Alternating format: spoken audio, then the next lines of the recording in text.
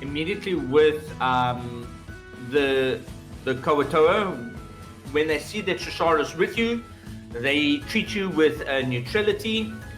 And the drow that were chasing after you at the time, the patrol, which was hot on your heels, saw that you went into the village without any problems, and they basically stopped their advances. You managed to get in.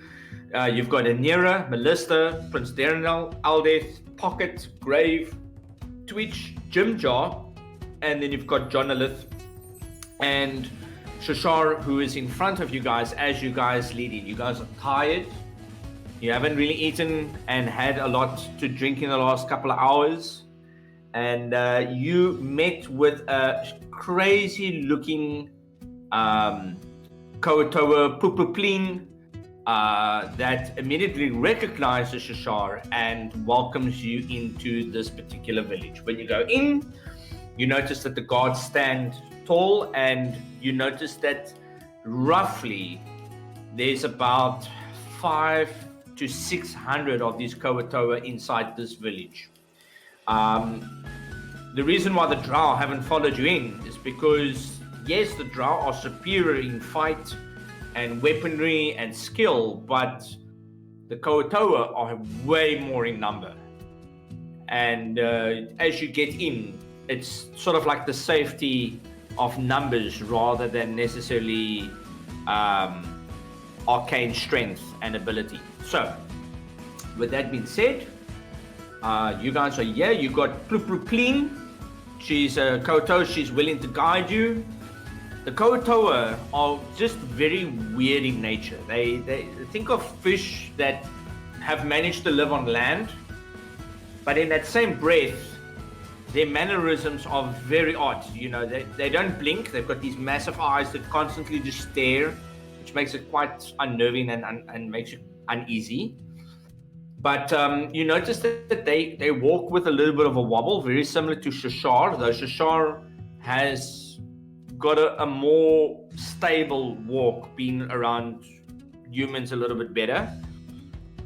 And you notice that they've got funny body mannerisms. Like when they're talking to each other, you'll see that Pupupleen, she walks up to Shashar when she greets you, and she like slaps him through the face, and then she slaps him on his arm with her fins and with a part of the arm. And you can see that Shashar, you know, he responds by slapping her back, and then the two of them follow each other, almost as if this is common greeting etiquette. And she starts walking basically to her hovel, where she's agreed to allow you guys to stay in the village itself. So as she's walking, you guys can decide what you want to do. I think you guys should have, there we go, you should have movement. Actually, when you walk a little bit further or flutter, you notice that the buildings are all, they all heaps of crudely drawn up huts. You notice that there's like rope bridges, there's very poorly balanced structures. You know, the fish people itself, you know, they're not really agile, and they've got a sort of semi-clumsiness to them. So when you see these structures, you can half like almost see into these structures, and you notice that there's like all manner of weird things inside that. Some have got nets, and others have got like poorly drawn planks and crates, and you can see that it's kind of like a mixture of throwing everything together to make these hovels. And you as you're walking through this is what you take note of. It's a lot of rubbish.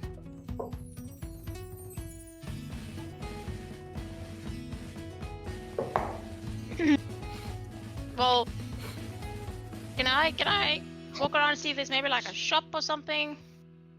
Yeah, can I up the map? Oh, actually, yeah. Let me go up to fuck, I can't remember that name. This fish woman here in the front. Yeah, Pupupleen. Yeah. Yeah. Yeah, you gotta say Pupupleen. Don't blame me, babe. Okay, no. So I took note of how she greeted Shishar. So I go and I smack her in the face too. Mm-hmm. And I say hello. Jesus Christ, I hope this works. This is not an insult. So Plupluplin, she turns around, she sees you like float around, and you give her like a smack in the face. And Plupluplin, she like grabs you by the legs, and then she brings you closer, and then she like does this like flick of the finger towards your body as well, and then she releases you, almost as if now to acknowledge that you've greeted her. Great. And she's like looking at you like, what do you want? Do you maybe know where we can sleep tonight? And also where I might find a shop to buy some ingredients, or maybe just have my weapons looked at? She immediately she points like towards this statue in the distance, and you notice Aldeth. He like comes running up. He's like, ask them if they got ale, you know. Yes, I second that. And you see Melista, she's like following you, Raylith, Jim Jar, and you got Twitch and Nero that's also following suit. They're kind of like all following in a line. But yes, you are met with Plupluplin, and she mentions that there is a shop a little bit further, and she even shows that she'll go towards you. Can you roll me a perception check quickly? You and Lyra can because you guys are right in front, and Archibald, you can also just the perception check. Allow me. I was busy just. Where's my character? Hopefully, I'm very perceptive. Okay, all right. So Archibald. Okay, that's a 17. That's good. Nice. Hey. That's a 16. I think that's. And that's a 16. Okay, so generally good perception checks. The three of you notice that in this village where it's quite a hustle and a bustle, you know, you notice that there's a lot of Koatoa that are running around, but what you do realize is that there's a definite distinctive color scheme between some of the Koatoa. You notice that Plupluplin, she's got like this bluish green seashells and coloration to her clothes. And a lot of other blue and green are noticed on some of the other Koatoa in the area. But you also notice that there are a group of Koatoa that have got sort of like a red and orange to them. And while walking behind Plupluplin, you notice that it's not meant as an aggressive, but it's almost like the Koatoa have used the color coordination to decide their allegiance. And you notice that wherever there's a lot of orange, the blue don't really wander there. It's like they get pushed by this group of trailing and walking Koatoa that kind of like dictate what's going to happen. And the moment there's more blue than orange, the and red, the orange and the red kind of like move away. So it's like this constant flow in this village where the Koatoa are constantly flowing, and it's constantly changing depending on the way to her hovel. And you notice that this has an influence on her movement. It's not a direct walk. She's walking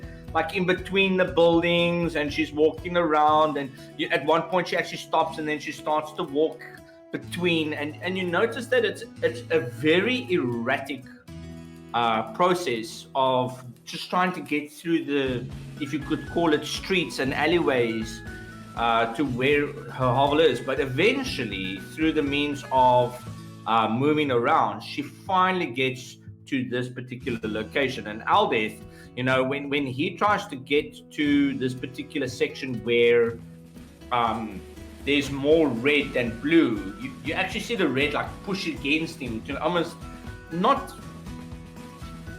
violently, but almost prohibit his access, because you guys are recognized as being part of the blue and the green Koatoa group for now. And you notice that they all make their way this way. Any questions or anything when you guys get to where Plupluplin is now? So they like slaves, basically.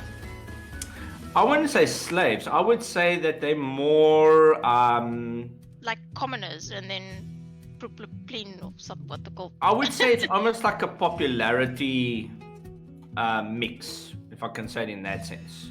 Like everything is very weirdly organized, and when you get to this particular part, I'm going to explain it to you now. But if there's anything that anyone wants to do now, they must just say.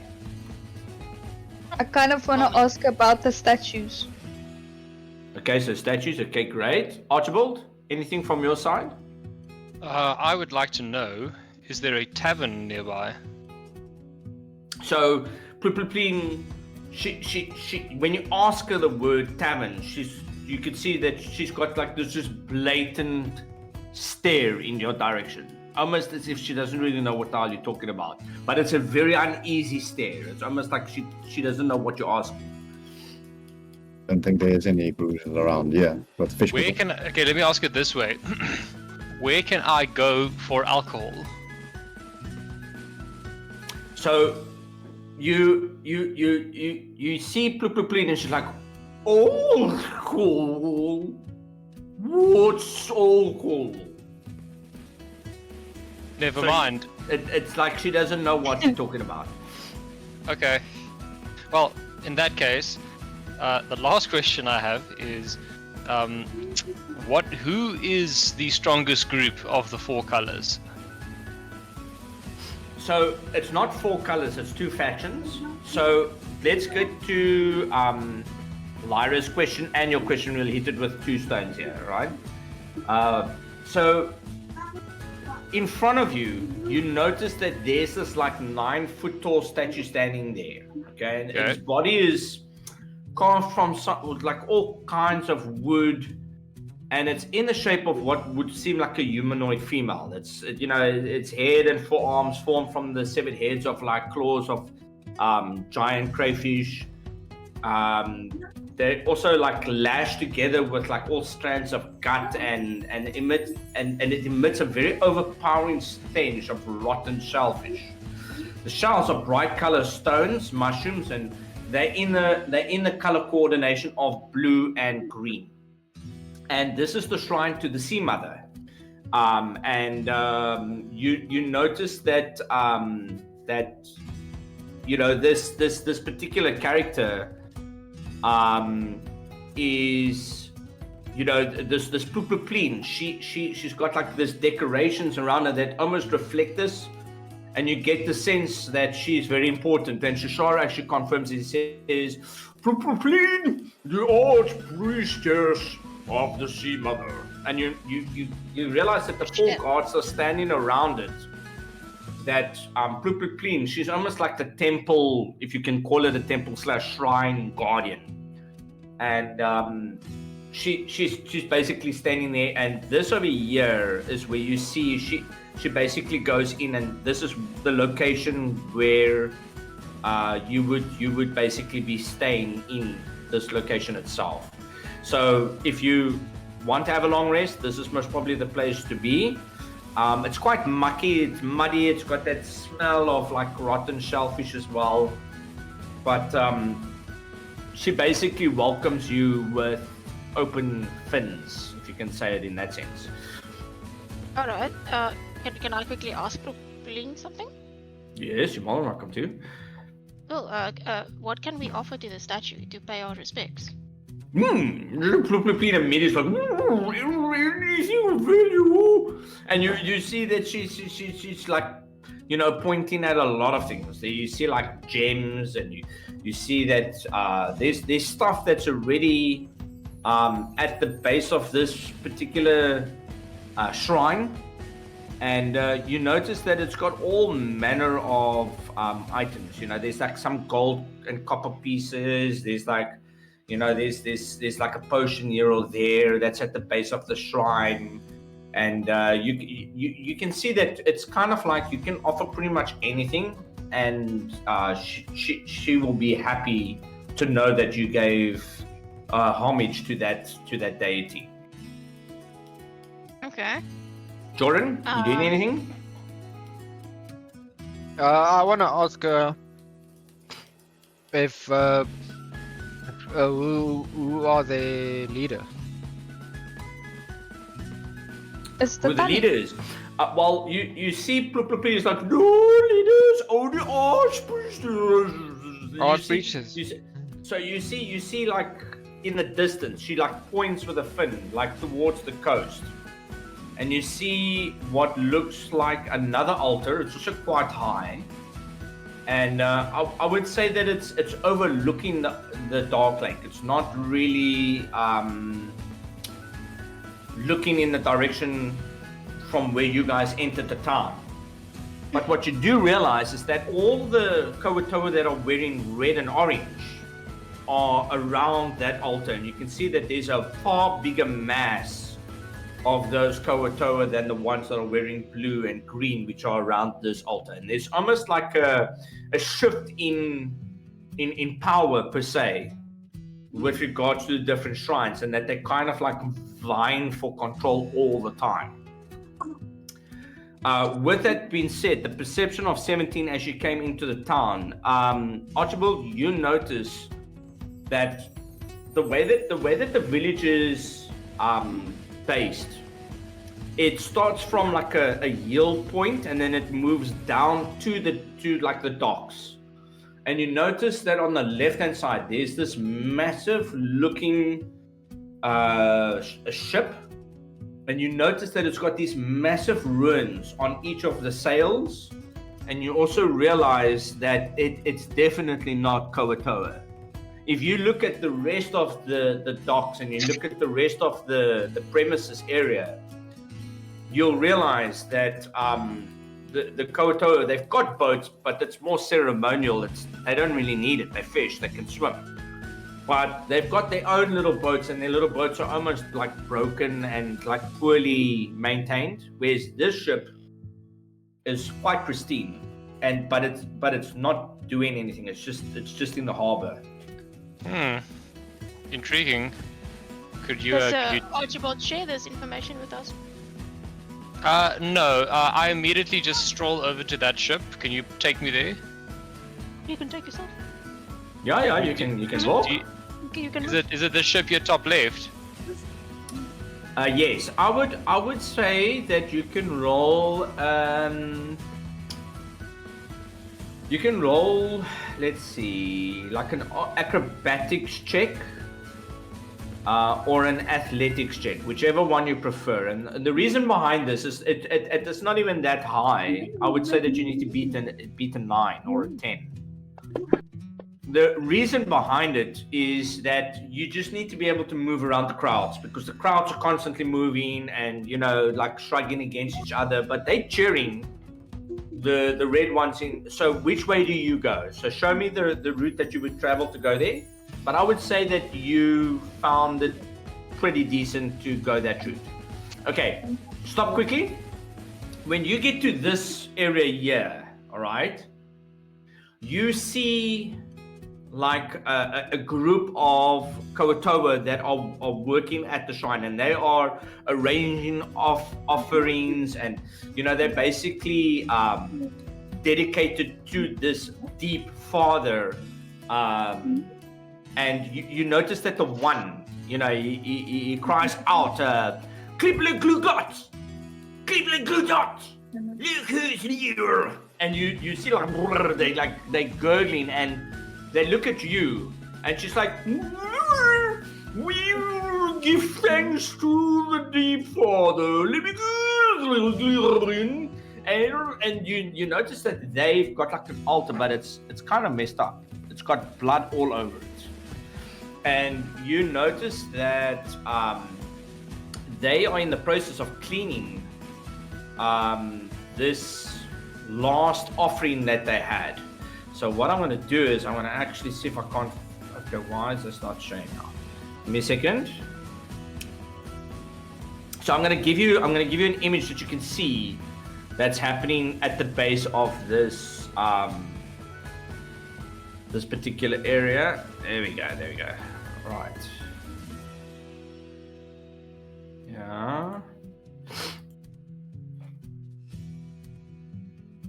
There we go. Okay, so this over here I don't see anything, eh?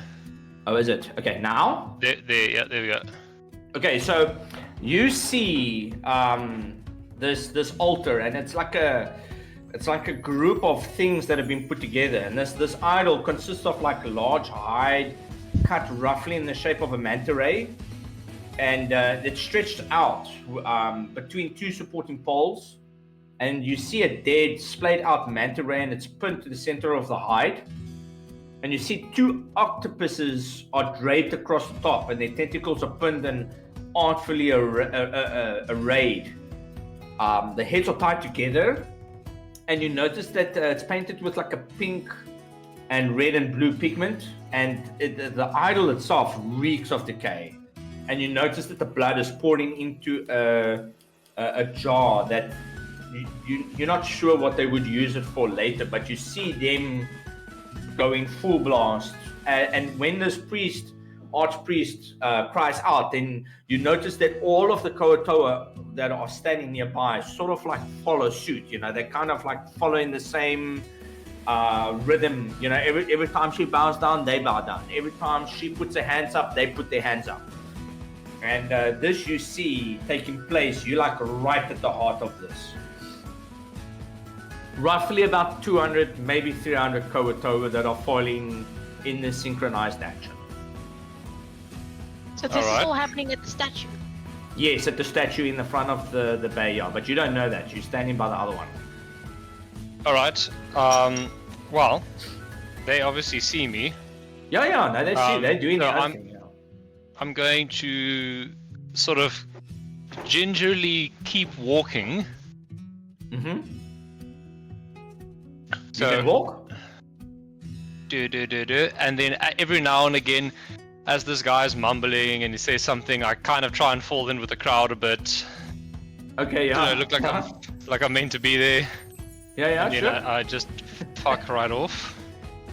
Yeah, and you go in between the buildings, and you notice that there's a lot of Koatoa that they're wearing this red garb, and you can see that there were some blue and green shell pieces of clothing and armor, but not anymore. It's like a lot of them have converted to the red one. But you eventually take a few minutes and you make your way to the ship.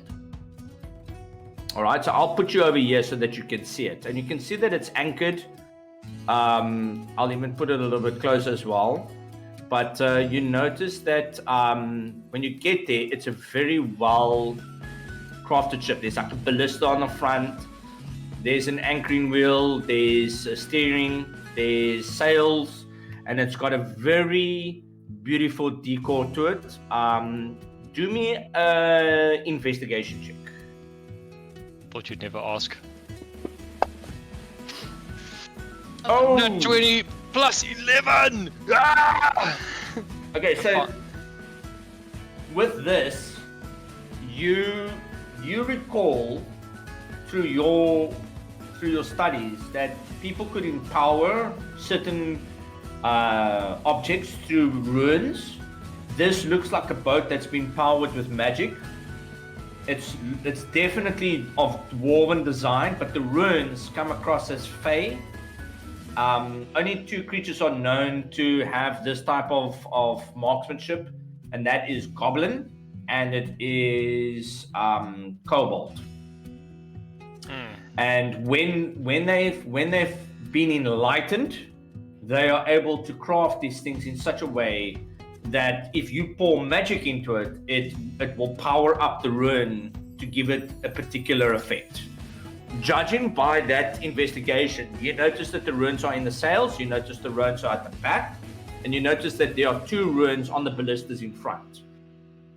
With that investigation, you know for a fact that if you put a particular spell level into that, it will make whatever shot or weapon or whatever device that it's been put into to optimally perform better.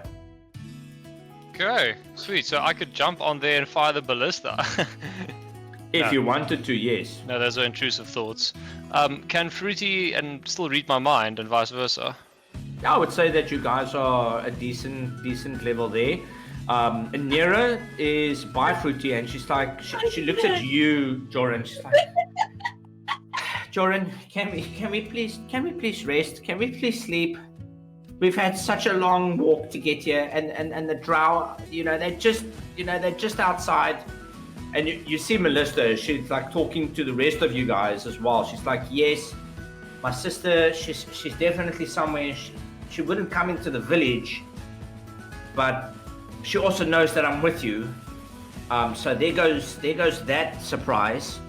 And you kind of hear how Prince Derendal, he sympathizes a little bit with Anira as well. Yes, maybe it's not a bad idea to rest. Jonathan and Twitch, they're pretty tired. They've been through a lot, and Pocket, and you see Pocket and Jimjar, and Jimjar, for what reason alone, you don't know what's happened, but it's like he's disappeared. You don't have no idea where he is. I couldn't have checked. Maybe that he slipped away or something. You can roll a perception check. Beat 18. And I wanted to do. You can do that.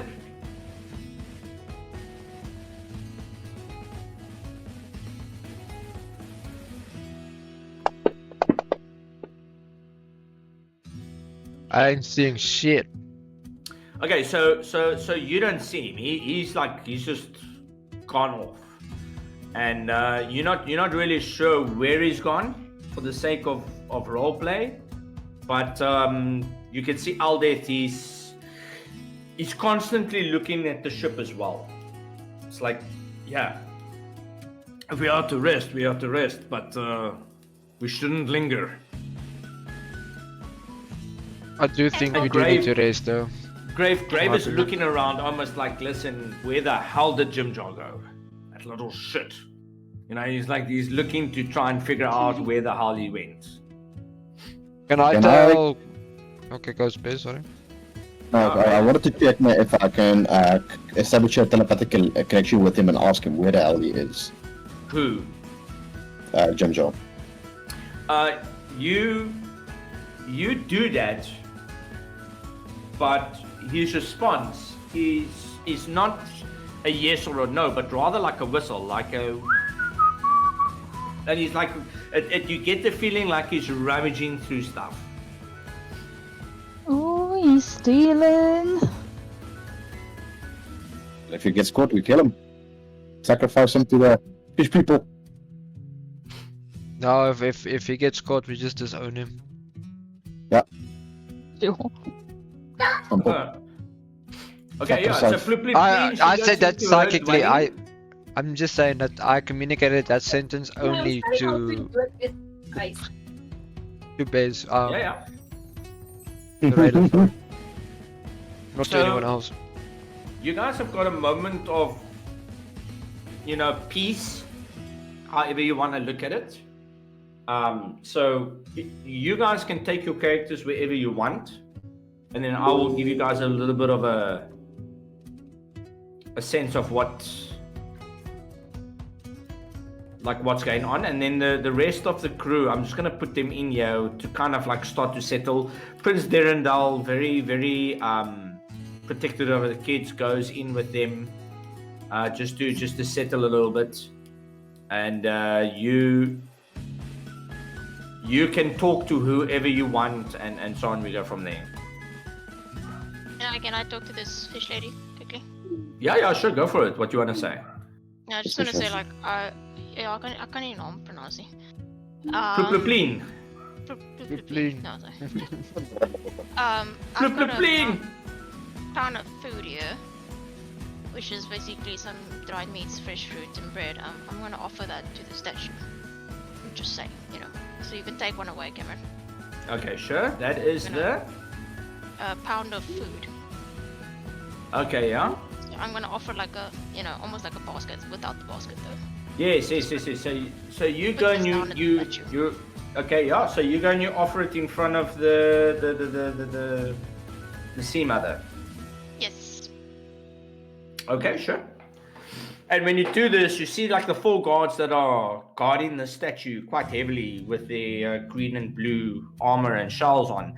One looks down at you, so when he like smacks you, and then it's like he's waiting for you to do it back.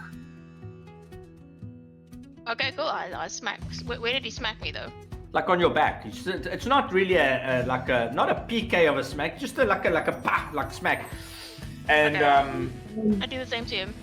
so you do the same to him, and then he goes to the next guard and he slaps that guard, and the guard runs to the next one, he slaps that one, and the third one comes back to the one that you spoke to and slapped, and then he slaps that one. And then they all go back to where they were, and the fourth one just like looks in the distance like, oh. It was weird. Cool.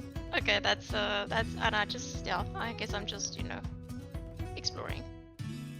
Yeah, so when you get to that point where you are now, I would say that this one over here, this particular area here, you notice that there's this very big Kawatoa that's sitting like on a massive pile of like silver, gold, and copper coins with the occasional platinum here and there. And behind him, he's got this massive treasure trove of what you would consider to be items that look like cloaks, hats, oils. Some of them look like potions, others look like scrolls. And you even see the one craziest looking doll that's like laying on this pile. And you get the impression that this is most probably the closest thing to a shop that they might have. You say he's sitting on all of it. He's sitting on the gold hoard, and then behind him he's got like all of these things. On the left and the right of these treasure troves, you see two guards that are looking, and then the one guard that's by the shrine that's overlooking onto this particular area, and they see you looking at this very big Kawatoa that's on top of the gold itself. Okay. Okay. I'm gonna wander over there where X is. You can do that? I just Can we wanna like distract him? chill in the distance here in the corner overlooking this. Okay, sure. Psychically communicate to Hexy. Uh-huh. I think we need to. I know what you're thinking, and I think we need to wait until dark or Okay. when everyone's sleeping. Okay. Oh, so I'm thinking we need some kind of distraction. Maybe like No. a fire. We can always sneak in. I think me and you are both kind of dexterous. I think we can sneak past these guys. They're very Steal the gold. dumb. And the doll. Steal everything. I need a Oh, well, doll. as much as we can without alarming your bells. No, yeah. No. Okay. And I just Got walk you. back Okay. to where the rest of the group strike are. at midnight. Yeah. I'm also just gonna casually. Go I'll in meet you now. at the statue at 1 a.m. Yeah. Okay, then I'm gonna then just rest up until then. Okay, sure. All right. So Lyra, what are you doing? Currently I'm just resting. You're just resting as well. Okay. So I see Just Raylith is chilling. this side, and what are you doing, Raylith? Actually, I want to talk to whoever's on this ship. Okay. So you want to go and talk to the ship itself. You want to go to the ship and see what's going on. Talk to the Yeah, ship. yeah. Oh, you ship. Yeah. So, okay. So what do you do? How do you do that? Basically, I'll anyone check if there's anybody on the ship. Try to talk to them, just hear what's happening there, if they're possible traders, if they're Okay. giving trade or anything like that.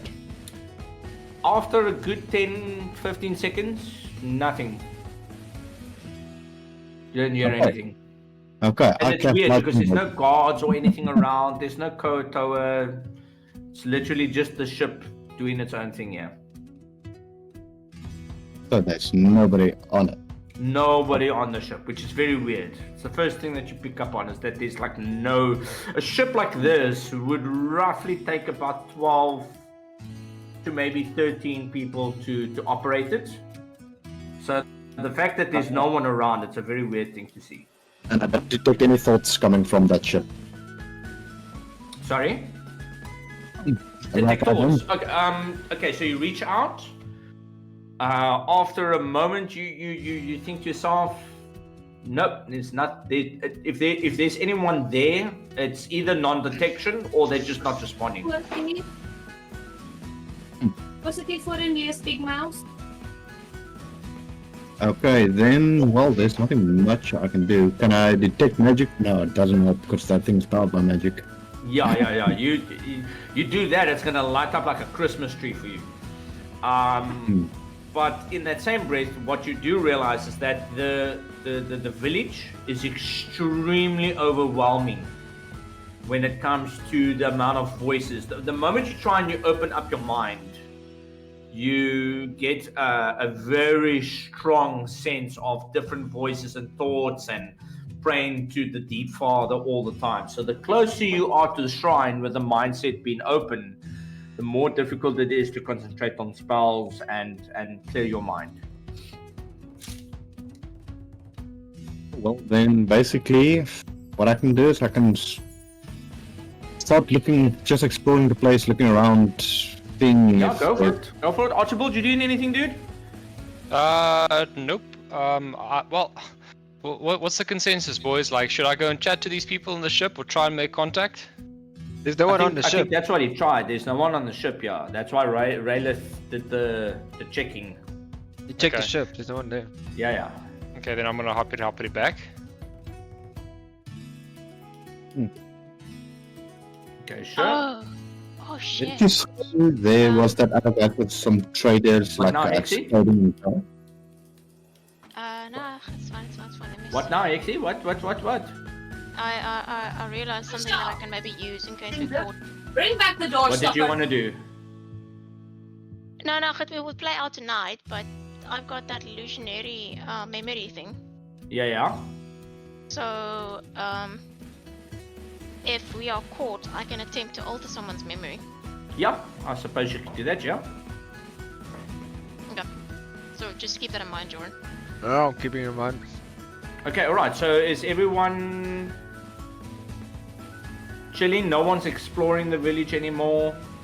I You just happy want to with what you know. got? The only thing I need to still do, I'll step out again a little bit, and just Yeah. go look at where what Hexy saw. I just want to see just like how does that place look like? If there's any doors to infiltrate with, like what am I working with? here? Like the shopping area. The layout, yeah, the layout of the land of that, what she saw, where that gold. So shopping while you were area is. standing there, you can roll a perception check.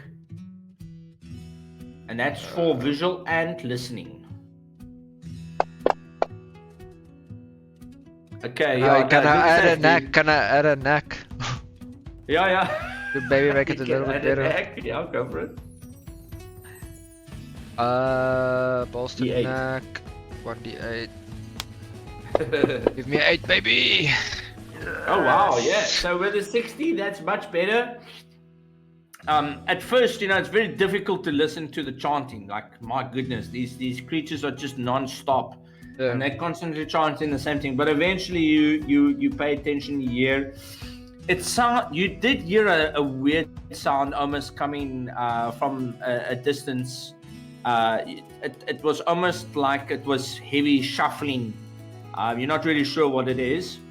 But the shop itself, you see this Kotoa, it's sitting on the gold, you see it's sitting on the silver and platinum. But it's in the doorway of this like hut where it's got its items that are right behind it. And you get the two guards that are standing by the doorway itself are basically like paid guards, just to look after this trove of equipment and you name it that this one big Kotoa happens to be looking at. But this Kotoa is way overweight. He's huge. You don't think he can really move. But he's sitting there with the notion that at any moment somebody's going to come walking into his village and need something from his trove.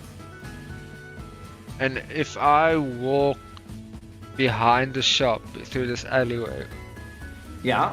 is this like a So there's like wall an here? entry point there that you can see. Yes. And when you get there, there's another two guards that are just standing there. So there's two entrances they- to this place. So there's two entrances, there's- one in the front and one in the back. But Two guards Guards in chilling. total. yeah, there's 4 guards in total. But inside, you can see all the stuff that's there. Okay. So if I walk then through this, can I walk through this gap? This is a Yeah, walkable gap? yeah. And if I walk here, there's no entrances, no guards in this alley? No, nothing like that. No, but Okay. like I said before, Good idea. the huts are crudely built. Yes. So if you were to try and make an incision or something like that, it is plausible depending on how. Look, in theory, DM, I'm just How gonna you want to, spill yeah. the beans without hoping to fuck me over later. For Is such I a want trove, you would think that it would have been stolen a long time already. Yes. Let's put it that way. and I'm communicating this with Hexie as well, just Hexie. Is Yeah. that on my robe I can create a window. Shit. Oh, right. We can climb through the building. So just hear me out. If we put this window next to a side where there's no guards and maybe no one's eyes is on it, we can maybe just haul some shit ton of this stuff out here. And maybe if we can convince someone else to help us. I know you just gave them a blessing to their god, but do you want to fuck them over a bit? But they'll never suspect me if I gave it. Yeah, I feel like that was a good it's a good cover almost in a sense. But I think we need a third person maybe to just help us. We need a distraction. Like I'm thinking, let me check my skills here, because Actually, my problem that I've got and it's really starting to work against me, which is cock irritating. Let me see here. Don't you have like Blaze of the Trickster, or what you call it? No, so let me see if I can't. So Grave comes up to I you, can- X, and he's like, "Have you seen Jim Jar anywhere? This damn fool, he ran off again. Wanna kill this No. damn little freaking gnome." No, I don't. Halfling, No, sorry. I have no idea where he went. He's probably off, Racist. doing sinister stuff again. Yeah, no, I don't know what's going on with him. Ever since we've been at Vulcan Valve, he's been hot on the fingers. It's just not the way that I knew him before. And now every single thing that he tries to do, it's about stealing it. What are you up to? Nothing. I'm resting. No, I'm just trying to rest and gain my strength back. Okay, all right. Well, I I'm gonna go maybe- take a walk maybe- and Yeah, just I'll- maybe go take a walk and see if you can't find Archibald. Maybe I'll take have to some try other and track people him. with you. like who? Did you want to come with? No. I'm good. I'm just here to freaking look after the children, and rest as well because I'm very tired. But I'm Okay. sure. Okay, fuck, here he comes. Hey, gang. God. You see Twitch. It's like, hello. You see Jonathan as well. He's like, hello. Can you do a trick for us?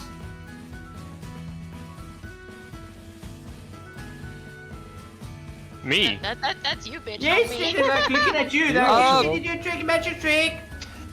Can I do a magic trick? I will The moment need. you say that, you see Prince Derendal. He's like, yes, the one with the sparks, or that one with, the one with the lightning. You know, the one that when you shot all of them to dust. And Twitch is like, yay, the one with the dust. One of the dice. Okay, great. No, I can do that. Cool. I need a volunteer. Anybody from the audience? It's like all of them put up their hands, even Prince Derendal. Like, ooh. Okay, cool. I will take. Oh, this is Derendal's. Okay, no, fuck him. I am going to take one of the kids. Which one of them looks like they haven't gotten a lot of love lately?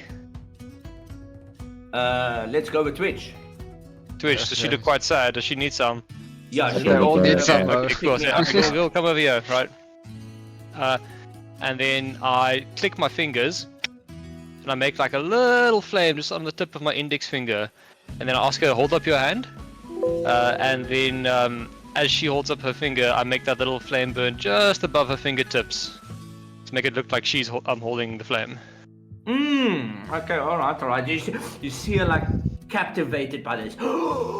maybe I'm a magician too. And you see Pocket like, no, Twitch, settle down. It's like, no, I have the power in my hands. And Prince Durandal is like, that's very nice. Do it. Me.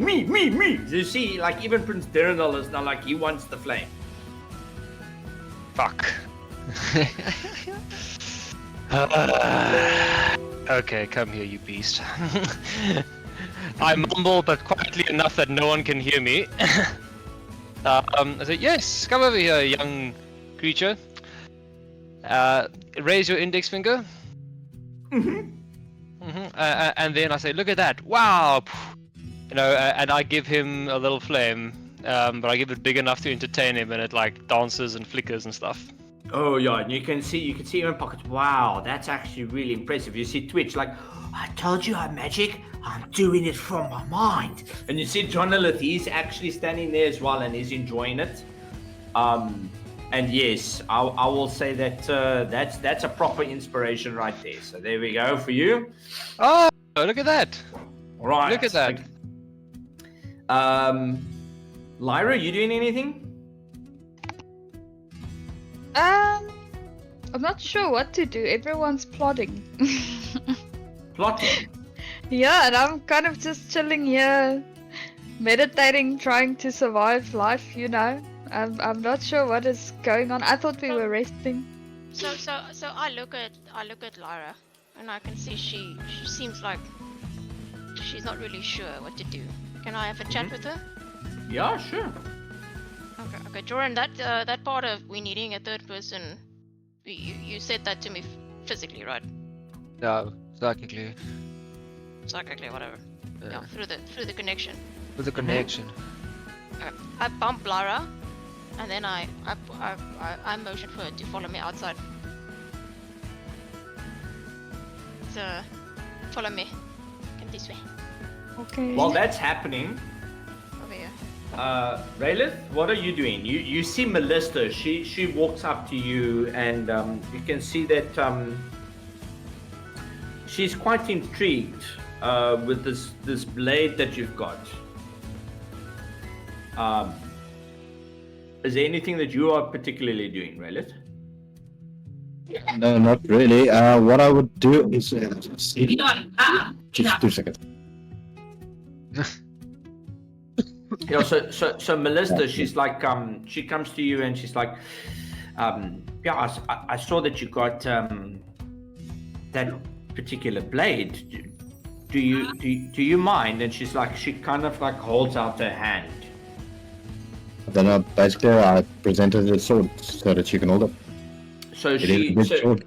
so she tries to grab it, you know, just to hold it. But the moment that she puts it in her hand, it like drops to the floor immediately. It's quite heavy, and it's for a moment she's like, interesting. I remember reading about this from the times of the Saldarine. You know, the Moonblades, they choose their wielder. It's not that anyone else could use this blade like you can. And she's like looking at the inscriptions itself, and you can see that she's quite fascinated with it as well. And she's like, you do realize that this is magical runes in a particular sequence, and if you read it, it will help you with your sword. You look at the runes, and you can see that it's arcane, but you don't know what it says. Then I basically ask her if she can translate the runes for me, if she has time. She smiles and she looks at the blade and she's like, yes, I can help you. I can help you with it now. So it's like that. She looks a little bit to the left and the right, and you can see that there's like a little bit of a sitting area. So she basically goes with you, and she sits down and she starts reading the runes from top to bottom that sort of like go from the hilt down to the sharpened point. And as she's going through these runes, she's drawing the rune shape in the air, and she notices that you're looking at her, and she's like, you know, arcane runes are best when done, when you do it, together. So, she starts to draw it, and she kind of like looks at you almost as if, did you want to make the attempt to do it yourself as well? Okay, then I'll try to mimic what she's doing. Okay, so with that, you see that she's drawing the runes, and it's quite a straightforward sequence. It's the same glyphs that basically are in line, and there's 5 of them. So what you can do is you can roll an Arcana check to see that you're getting it right, and it's not a difficult task at all. You basically need to beat a 10. So with that, you start writing these runes, and you notice that she's saying the rune itself, and it's Draconic, which is kind of weird because she doesn't know Draconic, she just knows the glyph, but you know the understanding, and you get the 5 that you get is balance. Second is Umbra. And the next one you get is, let me just get it for you, Vita, and you get Spiritus and Sensus, and then the last one is Pac Mentis. And when she puts this in this particular order, you kind of mimic off your breath, and you notice that the moment she finishes the saying and the phrase, you also mimic it, and the runes on the blade actually light up. And when this happens, you get the sense that the potential of the blade has improved, and she kind of like hands the blade back to you, and she's like, well, there we go. Hope that helps a bit. Okay, then I take the blade, then I try to concentrate on what actually changed. Try to get a feel for it. If it's possible. You try to get a feeling. You can't really.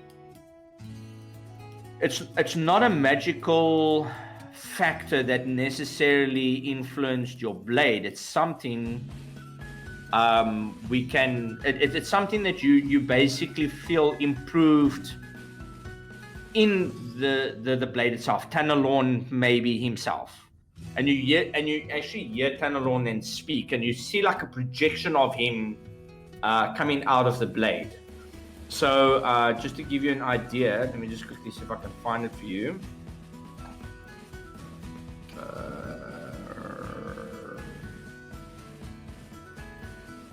Sorry, one second. Okay, so you. Let's see if I can quickly get this image. You see like a dragonborn character, and this dragonborn character, he's got like I don't know if did I show you Tanalorn last time? Or not really? Yeah, no, you did. Okay, so you see this particular character, and he basically steps out, and it's almost like he's standing there with you, but he's only talking to you. And he's like, that's much better. One foot in the realm and the other foot in the other. But it feels good to be able to stand and speak to you face to face, rather than just through the blade. And you notice that this Tanalorn character, he's got an armor on, he's got a golden skin color with a couple of red and orange. You notice that he's got sort of like a dreadlock type of vibe going towards the back, and he's holding a shield, and it looks to be similar to the sword that you're wielding, but like a smaller version, almost like a long sword version of it. It's like, it is good to be able to speak to you. And I can't maintain this for long, but at least I can deal with you more on a personal note than just necessarily a voice in your head. And he smiles and he bows down almost to you, almost like, the Moonblade wielder. And you see Melissa, she's kind of like sitting there just very quietly, and she like looks at you, and she's like, okay, well, I'm gonna get back to the rest. I am a bit tired, but hopefully that helps. Okay, I think and tell her basically, yeah, she helped a lot, and then I'll continue to face the Dragon Ball. Okay, sure. So she moves back towards the camp, and you see this Tanalon. Is there anything that you particularly wanted to say to him? Ask. You can. He's an open book, basically. Ask him basically if he can teach me anything about the sword or anything pertaining to the sword. Well, when you speak, he basically explains that the blade is attuned to you. It's not really getting used to the sword. It's more the sword having to get used to you. And he explains that there's magic storing. There's a means to wield the blade with almost no issue with regards to weight or concern. And you also notice that he mentions that the blade itself functions off of your meta magics as well. So if you look in your action tab, you'll see that there's a Moonblade meta magic option after innate sorcery, and then it will explain it. And through the next hour, he explains that through meta magic, what are the two that you've got? You've got Twin and you've got Quickened. Yeah. So he explains with the Twin spell, you can make 2 attacks. With the Quicken spell, you can attack as if it were a bonus action as well. And there's other skills that at a later stage, if you unlock it, it would give you more abilities to use with the blade itself. And he goes on to explain that he comes from Mount Celestia. He's been sent 850 years ago.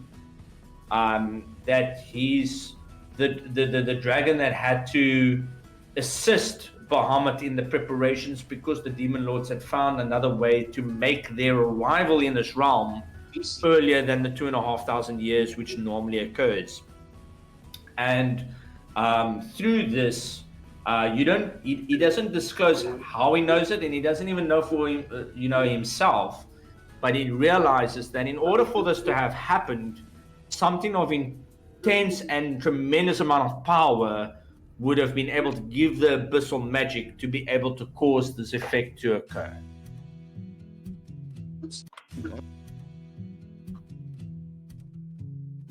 I think I'm not gonna. But what he does also say is that while he's talking to you and he's glad to keep your company, you do see him looking around. It's almost as if he can take note of what's going around him. And he's like, this village, something feels a bit off about this. And you can see that he's getting a bit weary of what actually is around the village, but there's nothing that he can really put his finger on. With that being said, Aldith comes to you, Joran, and he's basically looking around, and he's like, Joran, what you doing? Just having a sniff around. Something smells a bit fishy.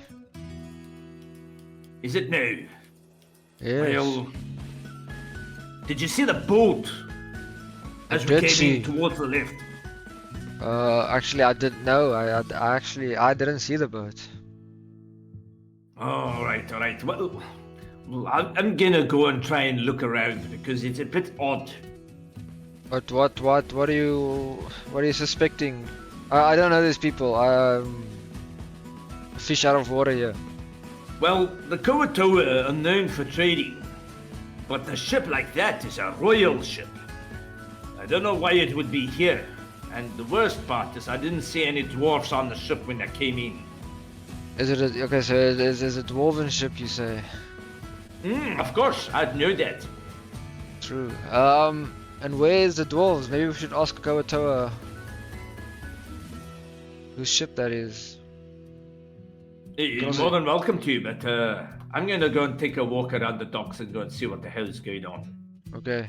If you're not you back kind in, of like see him. And then as he's about to go around the corner, he looks back at you, he says, make sure that no one sees you. The Kawatoa, they spring on you. They spring hard. He kind of like just carries on walking. I don't call me shade for nothing. All right. Hexy and Lyra, what are you doing? Okay. I was still busy talking to Lyra. Mm-hmm. But now, why is Archibald here all of a sudden? That's your problem. It's eyeball. Okay. Oh, fuck off then. Yeah. Fuck off. So I catch check the Lyra's. boys begin sy. I catch Lyra's eyes. Mm-hmm. No, is she catching my eyes? I'm catching your eyes. Okay, and then I'm just casually glancing over to where Joran is standing. I'm kind of like, and then I look back at you, and then I just casually walk towards the statue, and hopefully you follow me. And then I'm basically just looking at you again, be like, hopefully you notice where he's standing. Can I see them from here? Of course you can. You're like they're just across Okay. the way. Then I'm just gonna. I can't praat nie, want... You can. If, like you can psychically communicate with Lara. You can. Yeah, no. Yeah. Oh shit, okay, Lyra. Yeah. Okay. What's up? We want to let you in on a plan here. Yeah, Mhm. you'll see behind Joran there's some mighty good stash. We are thinking of including you because you look like we can trust you, and then splitting the coin 3-way. But what we want to do is we want to tonight at 1 a.m. We want to If there is a steal. night cycle, I don't even know if there's a day and a night cycle in this place. We're in the underdog. As you say that word "steal," you see two of the guards by the shrine going. No man, this is telepathically. Oh, is it telepathic? Okay. Yeah. Yeah. Almost. Almost. I would Okay, never alright. say that out loud. You. Okay. This is all in the mind, please man. You. Amper sy fucking get up voordat ons kon. Okay. So But Jordan basically runs just away. tell her, listen, ons wil een uur vanaand die goed steel, but we need to leave our hut unannounced, like nobody must know. And then we can maybe kind of use you as a distraction. So I've got an ability. Where is this now? I've got major image. So I can create the image of a creature. So I was thinking, nah, I'll tell this Joran to you now. I was thinking the guards will most probably still be there in the evening to guard the treasure, all the coins and all that jazz. So I was thinking maybe I can try and seduce them by creating a sexy lady. Sexy fish lady, you mean? Sexy fish lady, yeah. And then she's just kind of like, I don't know, walking around there, swiping your bokies, you know, that kind of thing, and see if I can lure them just further away around the corner for Joran to add his window into the hut.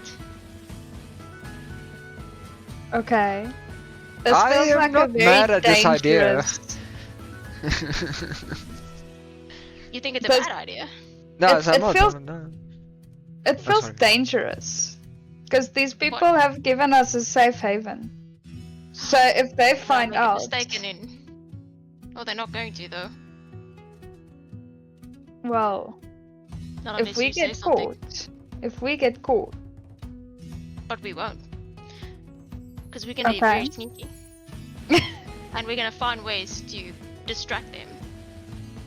So I've got another thing as well. With this, I can make sounds too. With another spell of mine, Minor Illusion. So I can always create a sound to lure them away as well.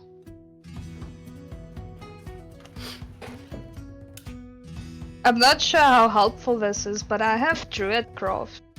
And I can do sensory effects. Mm-hmm. Yeah. That is a Which side. might What is help. that? That's sight But- hearing. I've also got another illusionary memory, which if shit goes wrong, I could attempt to use that spell, which is to alter their memories. Okay.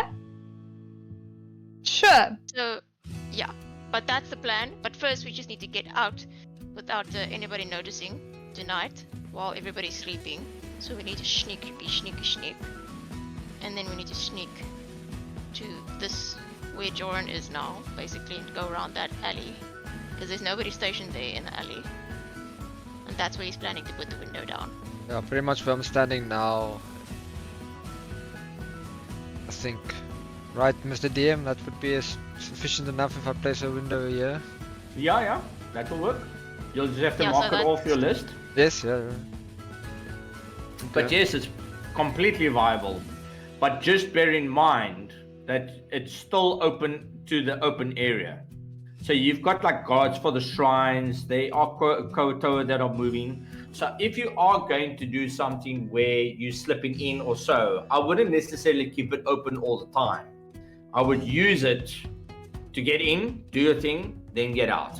If I can Very say it in much. that sense. The plan. I just need when let's say, and I communicate this to XU, and I'm assuming Lyra's some part of the crew, so talk to her now as well, and saying like, once either they're distracted because I'm not mad, I don't mind the XU's plan. We can try it out. Why not? It sounds funny.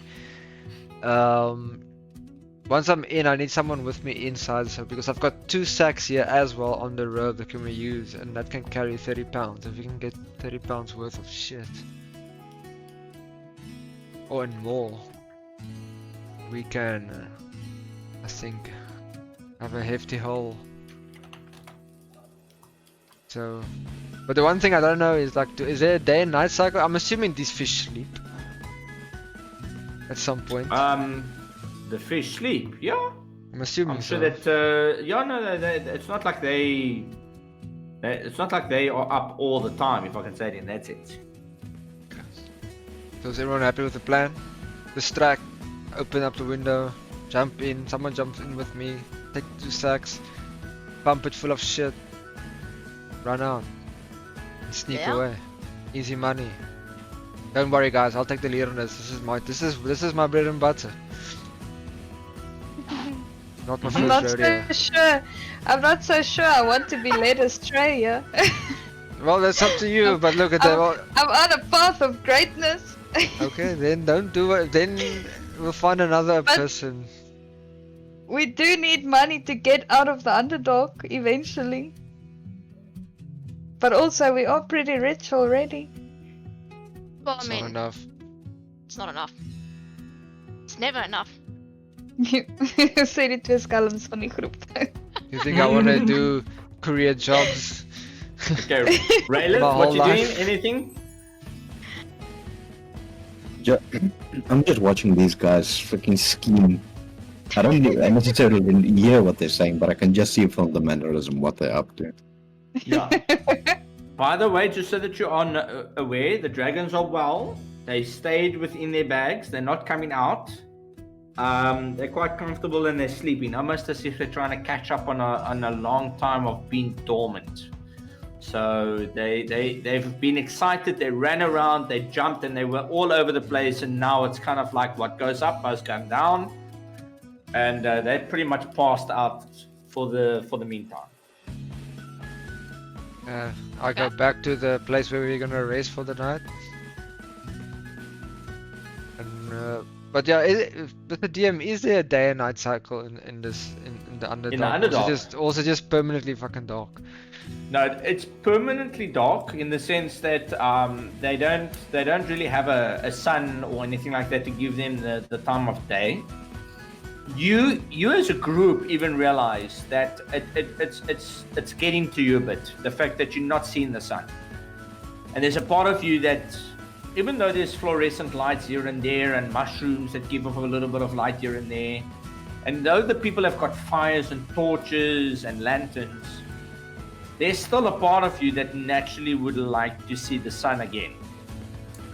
And it's like it gnaws in the back of your mind that it's been a while. It's been a couple of days. I mean, you estimated it around about 14 days now that's when you last were on the surface. Yeah, 2 weeks. Yeah. Archibald, what you doing? Bugger all for now. Okay. So you guys all go to rest. All right. So with that being said, you guys are going to take a long rest. Yes. Yeah. Make sure that you prep your stuff, and make sure that you guys are sorted with regards to spell choices, and we go from there. Is anyone want to do anything in the interim while you guys are having the long rest? I can offer him some food to the guys. I've still got Okay. some pound of food, so I can Okay, I sure. can offer it, and because there's some fruits there for the kids, Okay. so you can go. So and with this being said, you guys have got 8 hours of a rest, and Pocket, as usual, she pulls out her instruments. She starts to play a little bit.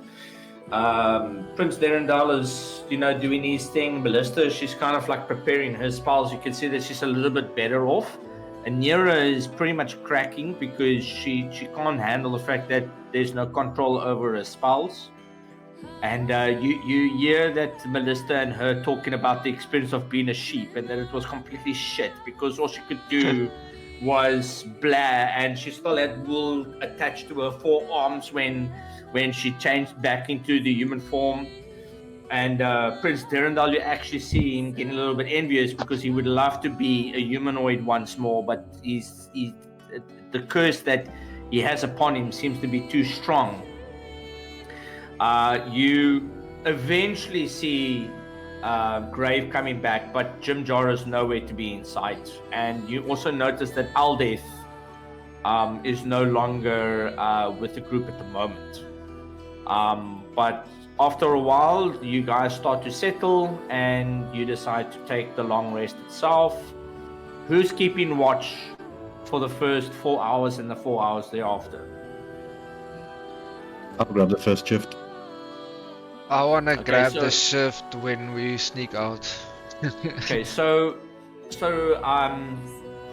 Raylith, while you're busy, you see Melissa, she comes out as well, and she's kind of like just standing there with you, casually just talking. She explains that she's somewhat fascinated with your ability to conjure magic on a whim. She, through years at the Academy of Mensa Moranzaran, had to push to get her magic. She was tortured, she was brutalized, she was basically conditioned to be able to only cast particular spell patterns of Lolth. And it was through that time that she came into contact with Elastria and changing her face from Lolth to the good drow goddess. And eventually she's very intrigued to figure out how your magic works, in the sense that you literally just click a finger and it's there. So she spends a few minutes talking and quite intrigued as to how this this explanation is. But then after a few minutes, she goes back inside and she basically starts to go into that trance sleep that the elves have. And after a few hours of watch, the change of the shift basically occurs itself. Let me see if I can't. There we go. All right. So now Jordan and Rayla swap. And Mr. Rabbitman, are you going inside to sleep? Okay, let's say that he does. Sorry, my mic's muted. I No, am. fine. Okay, all right. So Jordan, you go out. Hexy, are you guys gonna now do your plan? Yes, Mr. DM, can in that time while they were doing the first shift and just before we went to bed, can I have casted my familiar maybe? Yes. What familiar do you want? A crab, please. A crab. Okay. Why am I not surprised? Okay, all right. So crab. All right. Here we go. Just give me a second. Mr. Krabs, Bruce, you had a party. Let me see if I can find you like a weird image here. I'm sure I can find something. I'm assuming Jordan obviously wakes me up. Oh yeah, I would have communicated, I would have whispered in your head. Exie. It's okay. It's okay. Yeah, it's cock funny. I love it.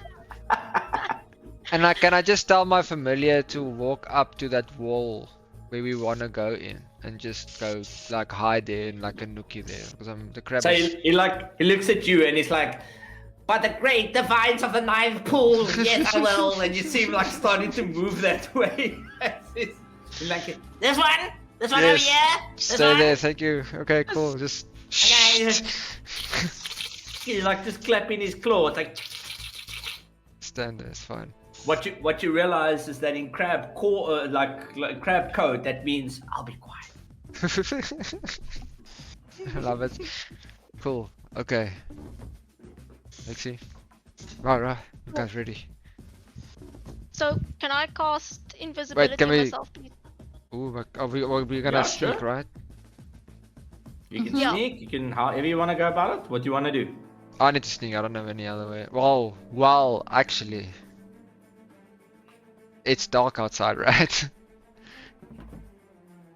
Yeah, no, it is dark. It's like torches, but you see the crab is like, I'm waiting. Okay. Just because I want to test this out quickly, can I shadow step 30 feet in front of me towards in the direction of the crab? Yeah, so you like you walk through the shadow and you come out the other side. Lovely. And you like, see the if crab you're like really looking at high- you because your feet are like right in front of it, and it's two eyes looking at you, and it's kind of like, ooh, it's like half excited that you were able to do something like that. Okay, then I just want to hide here and wait Weird for crab, Lyra. bro. Waiting for Okay, Lyra. so and Lexi you to can do come the over. stealth check, right? Okay, so what are you doing, Exy? Casting invisibility on myself. Mm-hmm. So. Now Okay, yeah, there we go. Invisible, right? Yeah, that's a second spell slot. Yeah, okay, sure. Okay, stealth 16, great. Hexy, you can roll me a stealth check. Well, okay. I'll give you advantage Invisible. because it's invisibility. Remember, being invisible does not mean that you're stealthy. You can still be loud as fuck. Oh So god. 16, okay, great. Okay, My turn. I'm Lyra. going. I want to 16, oh, stealthily. 16, wow. Okay, alright, okay, cool. So I'm sneaking then towards Joran. That's 2, 4, 6, 7. Let's have a look. Yes, it's a lot. Oh, guys. Okay, alright, sure.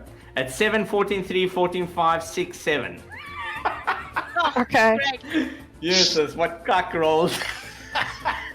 Yeah, okay, alright, sure. Crab like Okay, looks at so- you and she's like, what does the 9 pools of the divine want of me, master? Okay, Then, cool. So yeah, go Exy. I'm chatting to Joran and them in their head now. No. Yeah. So I'm gonna try and attempt this and see if I can lure. Because if I'm understanding this correctly, we've got 2 guards at the one gate and then 2 Yeah. at the back, Okay. around the corner. So Yeah. I'm gonna cast major illusion. Okay, yeah. This one. Okay, So, what are you and then- casting? I'm gonna create a sexy female version of their creatures, of their fishy creatures. You wanna... Okay. Okay. You wanna So, create a and she's sexy gonna version? be, yeah. So she's gonna be like super voluptuous and like she's got like she's got everything. She's well endowed. Big She- bosoms. All the yeah, curves in the so right she- places, basically. Yes, she has Okay. got everything that they always wanted. Okay, so where do you put it? Yeah. So she. Wait, hold on, Yeah, hold sure. on. We need to see an image of this thing. It is Well, there. this is That the image. is it? There is one.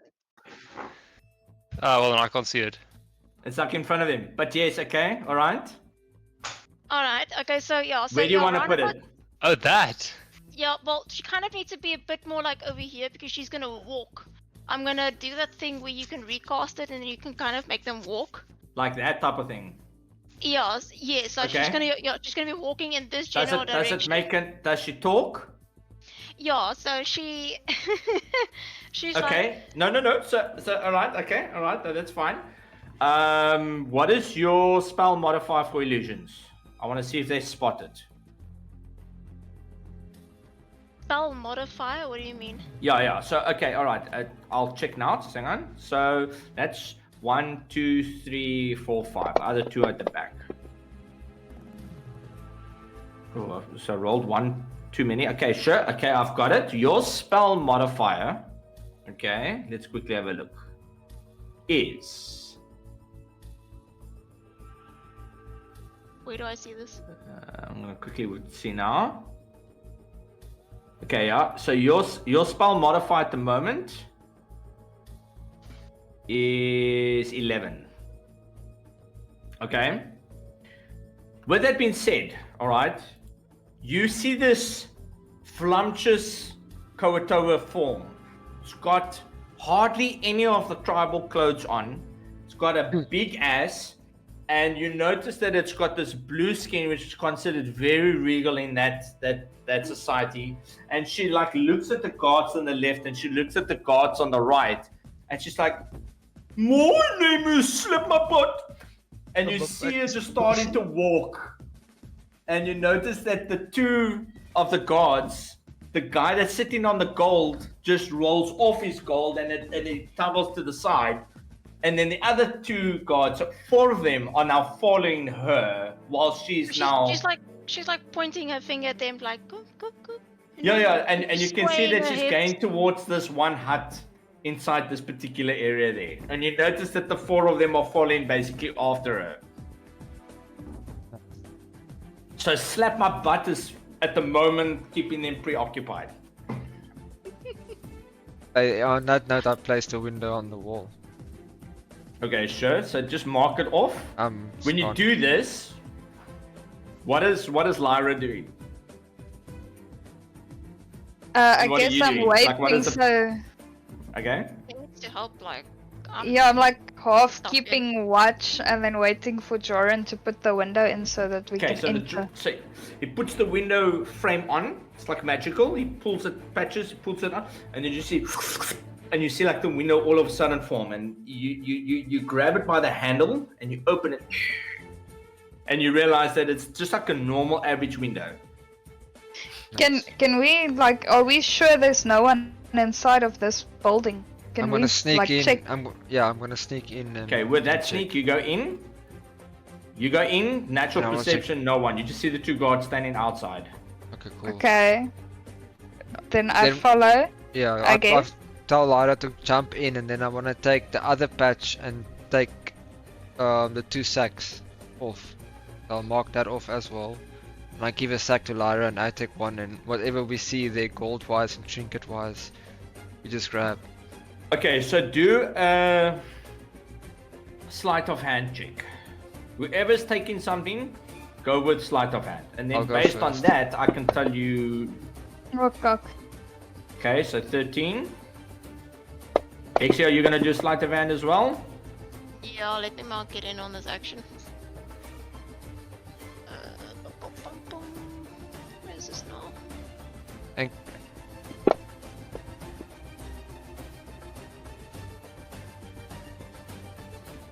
it's not bad. Okay, so with that, you notice that there's a couple of things. Are you gonna try and take a lot of things? How long do you guys spend in here? Well, I mean, how long is Betty Boo keeping them busy? Because They're gonna outside No, of no, notice- it's social just an distance- illusion. So the moment that Exactly. they. So the thing is, she's gonna walk into that hut and pretty much disappear. Yes, that's right, Charles. So you've got a I'm good, let's say, 10 to 15 seconds, and then then they're going to be like, "What's going on?" type of thing. But they don't come across as intelligent creatures, so they might not necessarily know if it's malicious intent or not. Mr. DM, I'd just like to. I'm obviously hearing them talking. Yeah. I just want to move closer, just like stand lookout. Why is he hearing us talking? Like Is like that you telepathic? telepathic. So he gets but closer, and then no, but it's specifically just between us. Nog die no, hele tyd. telepathic is linked to all of you. Haha. You're shitting me, Like right? whoever's on the network knows what's going on. I didn't know this, and I never would have said all of that shit through the telepathic thing. Yeah, it's fine. You can carry on. It's too Cool. late now. Oh god. Yeah. What a little hater. And then you see this little crab. He's standing there, and he sees this like bunny / Harrigan coming close. He's like, "Angad, my master's here." No worries, don't you worry, little man. I am just here to help look out. Can I send the Maar crab? jy staan reg by die fucking statue waar daar ook daar guards is. So you're giving us all away.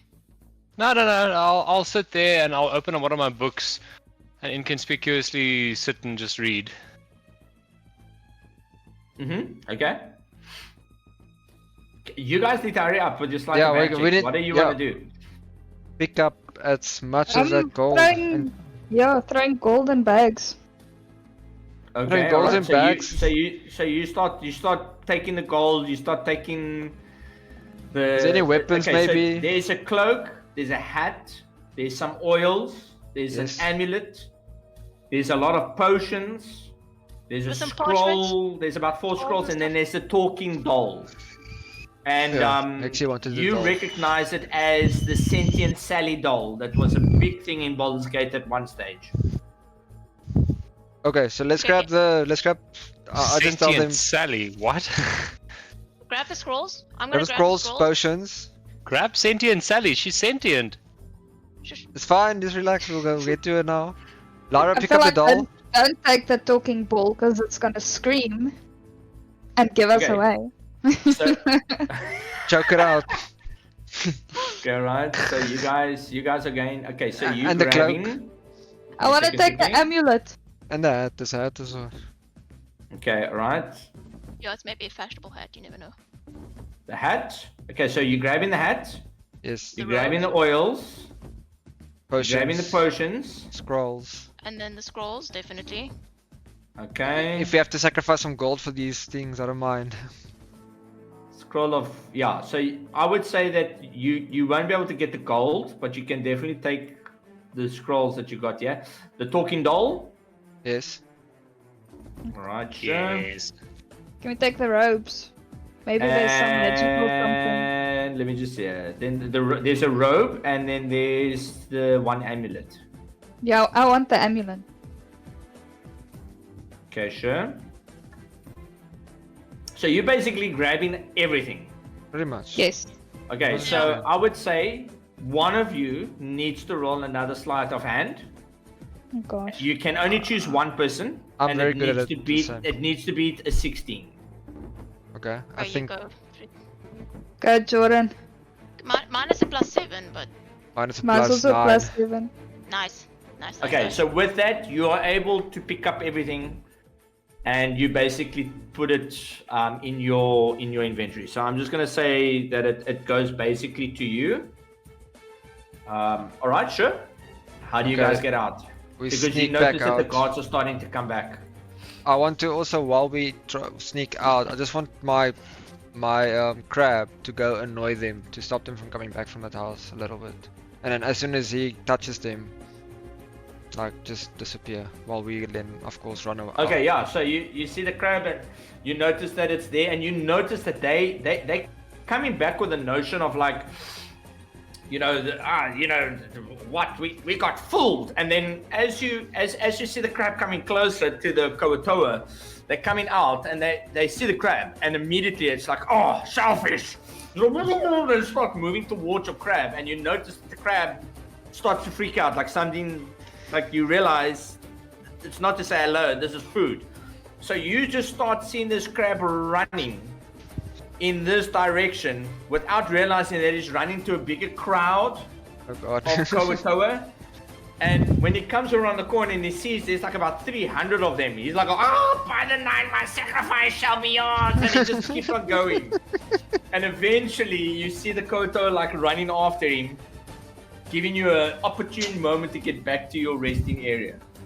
Okay, put the window back, let's get out. Yeah, take the window off, of course, it will dissipate Yeah. probably. And then yeah, we just had to get the fuck out. Oh wait, we're still on watch.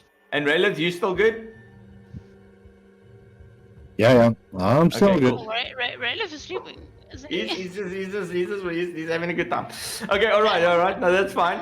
That being said, yeah, that's pretty much it. Okay, anything else?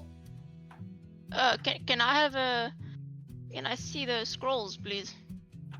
Yeah, there's a lot. I would not So- open the loot while we're still inside of this town. I think we, Yeah, I'll tell there's- Exil, like, let's just wait until we're out of this place before. But there's like Let's just cool there's down, like lay low. flasks of oil. I mean, I can go through the descriptions for you so that you can remember next time. But there's like fine clothing embroidered. I see here potions, potions, you know, potions, there's a clothing hat that's like seemingly ordinary, but it has a finer quality to it. You notice like the flasks of oil that's got like this thick and heavy black mixture in it, and it looks really gross. You notice the pendant is got like a red heart-shaped pendant on a gold chain. It looks pretty pretty. And then the potions, you know, like some of them have got clear, some of them have got containers with a cloudy white impurities drifting inside. You notice that the one's got like a really thick green mixture, and you notice that the scrolls are quite well drawn up. You got the elegant and superior scroll that you got there, and then the crazy doll, you know, like a child's doll, but you notice that on the back it says there's sentient Sally, and you realize that there's like a little bit of a description under the one foot, and then when you turn it, you look at the foot, it says there, you know, you can take the time to give it 6 phrases with no more than 6 words long, and it will learn to say those phrases. And as you do this, you look at the doll, and all of a sudden it just says, "I want a piece of candy." I knew it. I told you to leave the door. But then it just stops. It's like you did something, you don't know really what, maybe turning it upside down and then putting it up straight again, and then this doll just kind of like spoke it out. But you're not entirely sure if it's proper sentient, but it does definitely speak. And immediately when you do this, you see Twitch. She's like looking at this. It's like, "Oh, that's so pretty." Here, a sentient doll. I think that's the recipe for a horror movie. Yeah, there you go. You can get a good idea of what it looks like. Mine's. Oh, Oh, okay, God. that's not so bad. That looks creepy. Oh man. Look Nothing at wrong with that, that. man. That looks hella creepy. Hello. Maybe it's someone. Maybe it was an ex-adventurer who got turned into a fucking doll. Okay, so you guys are gonna have your rest now, right? Yeah. Yeah, complete the rest. Completed alright, the alright. rest. And So, no through one the- knows nothing. So through the course of the long rest, you guys get yourself a rest. I mean, I'll even put it on the combat tracker as well. And everyone gets a sense of, you know, fulfillment, rest-wise, healing up, just getting everyone back on their feet, so to speak. But you notice that the chanting outside has gotten quite intense, and you can hear on the shore that the Koto are getting a lot more vocal and a lot more vibrant in their sacrifices, and you can see that they're putting down all manner of items, from equipment to what looks like food to chopped off limbs, and you get the impression that something is happening towards the front of the shrine. And you notice that there's a lot of the Koto that were wearing blue and green that have now swapped over to the red and orange ones as well. You notice that Pupuplin is talking to Shashar, and then Shashar comes to the rest of you guys when you guys start waking up. It's like, "We must get out of here. We must get going." And you see that Pupuplin, as she's about to go outside, you see that she's met with like 5 guards of the red armor, and she turns to the rest of you and she's like, "Goodbye, my friends. It is time for the sacrifice." And you see she gets like surrounded by these 5 Kotoa, and they start walking her towards the main shrine. towards the beach itself. What are you guys doing? Getting Fucking the sacrifice fuck is this? out of here. I feel like we need to go. But where is Jim Jar and that other dude? You have no idea where Jim Jar is, and you've got no idea where Aldith is. We're playing pirates rules, guys. If you fall behind, you stay behind. Oh, but fuck, man, maybe they are the sacrifice. Yeah, but can we You at don't least go know. look for You them? don't know. Can we follow inconspicuously behind a fucking propylene? Yeah, you can do that. Okay, who's following her? I'll I follow. wanna You can follow. you can see that Melissa and Inira, Prince Derendal, even Shashar, they've got this like look of concern, like they're not really sure what's going on, but it doesn't sound like it's good. Okay, let's go see if So the I'm just gonna child's put being them. I'm just gonna put sacrificed. them here so that they're more or less over here. And you see Jonathan as he's walking with Twitch. He's like, "Oh, I don't feel so good." You know, it's like that typical like, I don't want to get up in the morning type of vibe. And you get a sense that he's not entirely happy with the idea of having to move. Anyone else doing anything? And they all basically hang around here, and they're trying to look for Aldeth and him. And you see Propylene as she's like being escorted towards the beach. And as she gets to the border of the red Koto, you see them kind of like move, almost like the parting of the Red Sea, so to speak.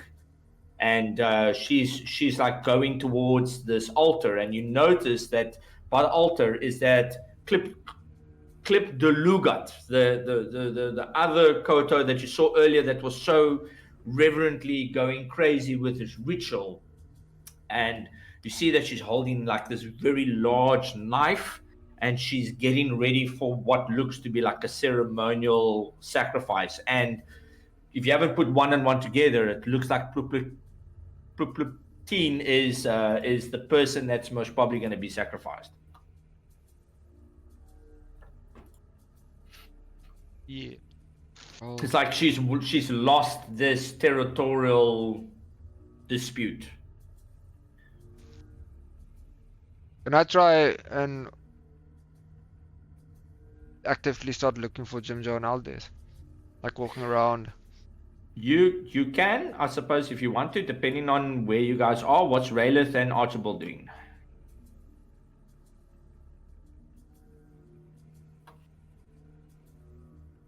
Raylith and Archibald. Yes. Okay. Do you know what's going on? Yes. Okay. And sure? what do you guys do? Well, bro, I'd like to talk to the party if I may. Yeah, go for it. Guys, can we please stop this? I know we're gonna upset all of them, but perhaps there is a way to save this this little fish lady. Recommend interfering with their Good to know. rituals. I would just like to To find interfere out with the people ritual, and we get need out. to be prepared to get out. You, Bez, very you got any quickly. input on this? Raylith, sorry. The question is there any merit to actually saving her? I don't care about her, in my opinion. Benji or Archibald, why do you actually want to save her? You know what? Good freaking question. Whatever, let her get sacrificed. It's none of our business, this.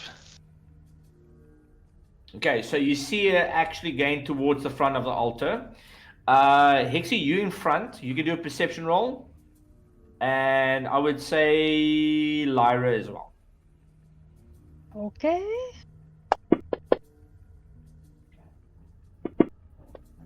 12. And a 16. Okay, you needed a 19 or higher. Yep, okay, all right. You don't see anything out of the ordinary. You just see her going around the corner, and the Can I roll crowd one? starts going crazy. It's like they're waiting, and you just hear them, Louis Gordon, deep forest. Dream fire, again, and they're just chanting all the time. And you can feel that it's getting palpable. With that, Raylith, Lyra, Archibald, and not Raylith, sorry. Lyra, Archibald, Jordan, and Exia. I got them confused. You guys need to roll wisdom saves. I need to roll a. Sorry, I need to roll a what? A wisdom save. So do a wisdom save. And you need to beat a 16. Oh, God. Iemand Okay, se daai so- het myne gekap. Okay, so Aw. Lyra, Jordan, Archibald, Hex is the only one. So Hexy, you watch and you get this like feeling that something that tried to protrude in your mind, but it doesn't. Okay. And you look back and you notice that everything looks weird. Like your companions have all of a sudden just stopped in their track. And with that, let's go with Archibald first. Archibald, you all of a sudden get this image of this horrible predator, and you get this sense that it's growling like right behind you, and there's a part of you that immediately gets that feeling that you had when you saw a Kogoth for the first time, and you turn around almost as if you're not really sure you want to look, and you hear this growl, and as you turn to check a little bit more, you hear the growl almost as if it's like right behind you. Do you turn around? Yes. And you turn around and you just see the statue that's in front of you, but it's like the head is like looking at you now, and it lunges like within a second. And in that moment, you get it. You know when you like jolt from a fright, you have this happen, and then when you close your eyes quickly again, you open it again, you realize it wasn't really there, but you do take psychic damage. That is 7 damage. Owie. Okay, I'm gonna mark it off for you. There you go, wound. All right, Lyra. Sorry, Jordan. Jordan, you look to your right, and you see a figure, also in a rogue type look, all black with a little bit of red, leather pants, leather top, got daggers all along the front. You recognize the look almost as if it were part of the Black Syndicate. But as it turns, you see your father's face. And you immediately get a chilling feeling in your chest as this person looks at you and says, "You are not worthy of the name Shade. That was never yours to claim. It was mine. Who do you think you are? You have forsaken me. You have tried to become me. You are not worthy." What do you say? You don't know who I am. Okay, with that you take 3 psychic Can damage as well. uncanny dodge that? No. That's like full on already Just because you sneak. failed your wisdom already. Okay. Okay, and then the last one is Lyra.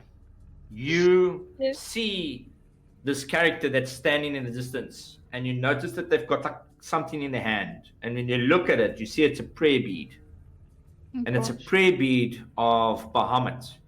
And then they lift up the other hand, and you see that it's a prayer bead to Sylvanus, which is the like an elven wild elf deity.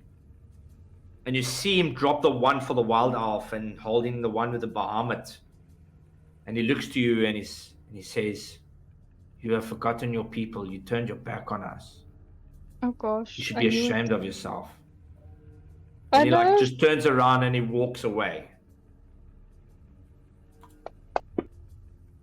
And you take 6 wisdom psychic damage. When this happens, Raylith is looking at you guys, and Raylith, you don't really know what's happened, but you can see Tanalorn. He projects himself and he stands next to you, and he's like, "We need to get out of here. I know the signs before. We need to move." Hexy, not having seen this or had a feeling of this attack, what are you doing? You see your companions get stuck in a rut here.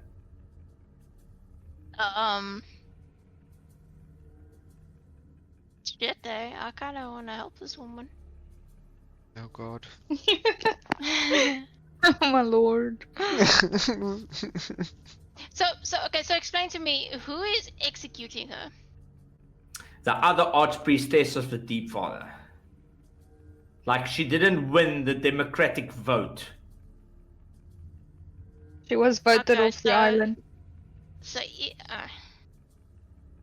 And okay. yeah. Hold on. Okay, let me.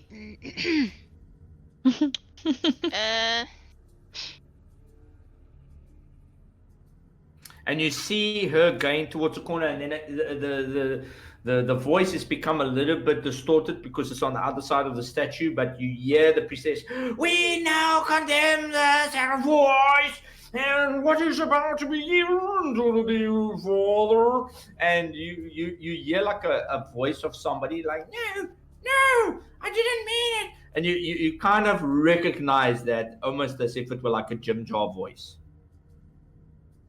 Oh no. Told you get sacrificed.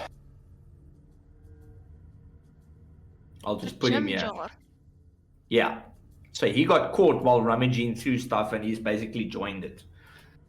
Oh god. Okay. Now we have to go there. That changes things a bit. Oh wait. Okay, wait. You hear maybe. was Aldith part of the telekinesis group? He should have been. I think the whole motley crew was because. Okay, so you hear him actually say, you hear him like, "Guys, I found some dwarfs and 2 goblins. We need to get them to the ship, but they're right here." And you kind of like, Jordan, you hear him talking to you, and he's like, "To your right, between the hut and the gaps." And you see him like standing by a doorway, and you see him move a little bit out, and it's almost as if you could see he's bloodied a little bit in the face, and you can see he's out of the reach of where the sacrifices are. But you get the impression that he had a fight. Can you see him? I think so. Yeah. Yeah, I can see. Yeah. Oh, yeah. I Okay. can see. And he's like, "Yeah, there's a number of us here. There's about 15 of them. We need to get them to that ship. They're my kinsmen." Are they in bonds or We're gonna hijack the ship. are they tied up? They were tied up, but I was able to get them free. But Can we you can bring make a them- run, and we'll have to run quick. Okay. Can you? Okay. But we need a distraction. Oh god. If they are caught, we're gonna have a whole lot of 500 to 600 Kota. And as you hear this massive explosion towards the cliffside behind you. This massive explosion that sounds almost like a fire that's coming down. And as it starts coming down, you notice that on the ridge, let's quickly go with Hexie because she wasn't entranced. Roll me a perception check, Hexie. Yeah, of course I will. It's done. I wanna Wasn't see. I also not charmed? You can as well. Yeah, that's right. You can as well. So that's that's 11. Raelith. Oh, please be more than an. Oh no! Wow. Okay, brilliant. 19. You notice that the Drow patrol is on the cliffside, and now they're shooting magical power, like spells from the cliff down towards the village itself. But you notice that they're a bit out of range for some of the spells. Some of the spells get just a little bit in reach, and then it doesn't meet, and it just dissipates into the magic arcane that it is. But you notice that there are a number of Drow characters, and you hear like a horn towards the right-hand side of the map, and it sounds like there's almost like a group that is running towards the village. What are you guys doing? Can I actually get to Jim Jar there at the crowd? He's right here in the crowd. Yeah, but can I also get there? I'm pretty sure that you could make the attempt because it's going to become like completely chaotic in a moment, and you can see that Melissa is like standing close by to you, and she's like, okay, what are we gonna do? So what's your Okay. plan? My plan is basically to go up to the crowd and try to persuade them and get their attention so that to inform them that the Drow are attacking and everybody the sacrifice needs to be put on hold and everybody needs to prepare for the attack that is coming. The Drow are attacking. Okay, sure. All right, Hexy, Archibald, and Joran, what are you guys doing? I'm Yeah, that's running basically to. what I wanted to do. I wanted to rush forward and persuade them not to kill at least Jim Jar, and use the fact that I put down donations and say is that if that's worth anything to them in their culture, then to at least let Jim Jar go. Okay, Joran, what are you Because doing? And for- Ashwold and Lyra, what are you doing? So I'll listen, help him get those dwarves out of there. Okay, so are you running towards the dwarfs? Double dash, fucking main action dash, sprint, everything. So you run and it's kind of like a leap, and when you get to this particular area, you notice that there's quite a few of them. I'll quickly just add them so that you can see what they look like. Let me just quickly do that. Come on, there we go. And there. And can I also, because I know the language, speak So Dwarvish in to this them? hut, you notice that there's a lot of dwarves and there's these two goblins, and you get one sort of like a captain leader that's with him, and they pretty much they don't have their weapons, but they've got their armor on and still, and you can still see that they got pretty brutally beaten up. Your impression is that they most probably came to the village for something like trade or information, but were like caught by the Koatoa, and this is what's happened. With that, Archibald, 6 seconds. What is your character doing? One turn.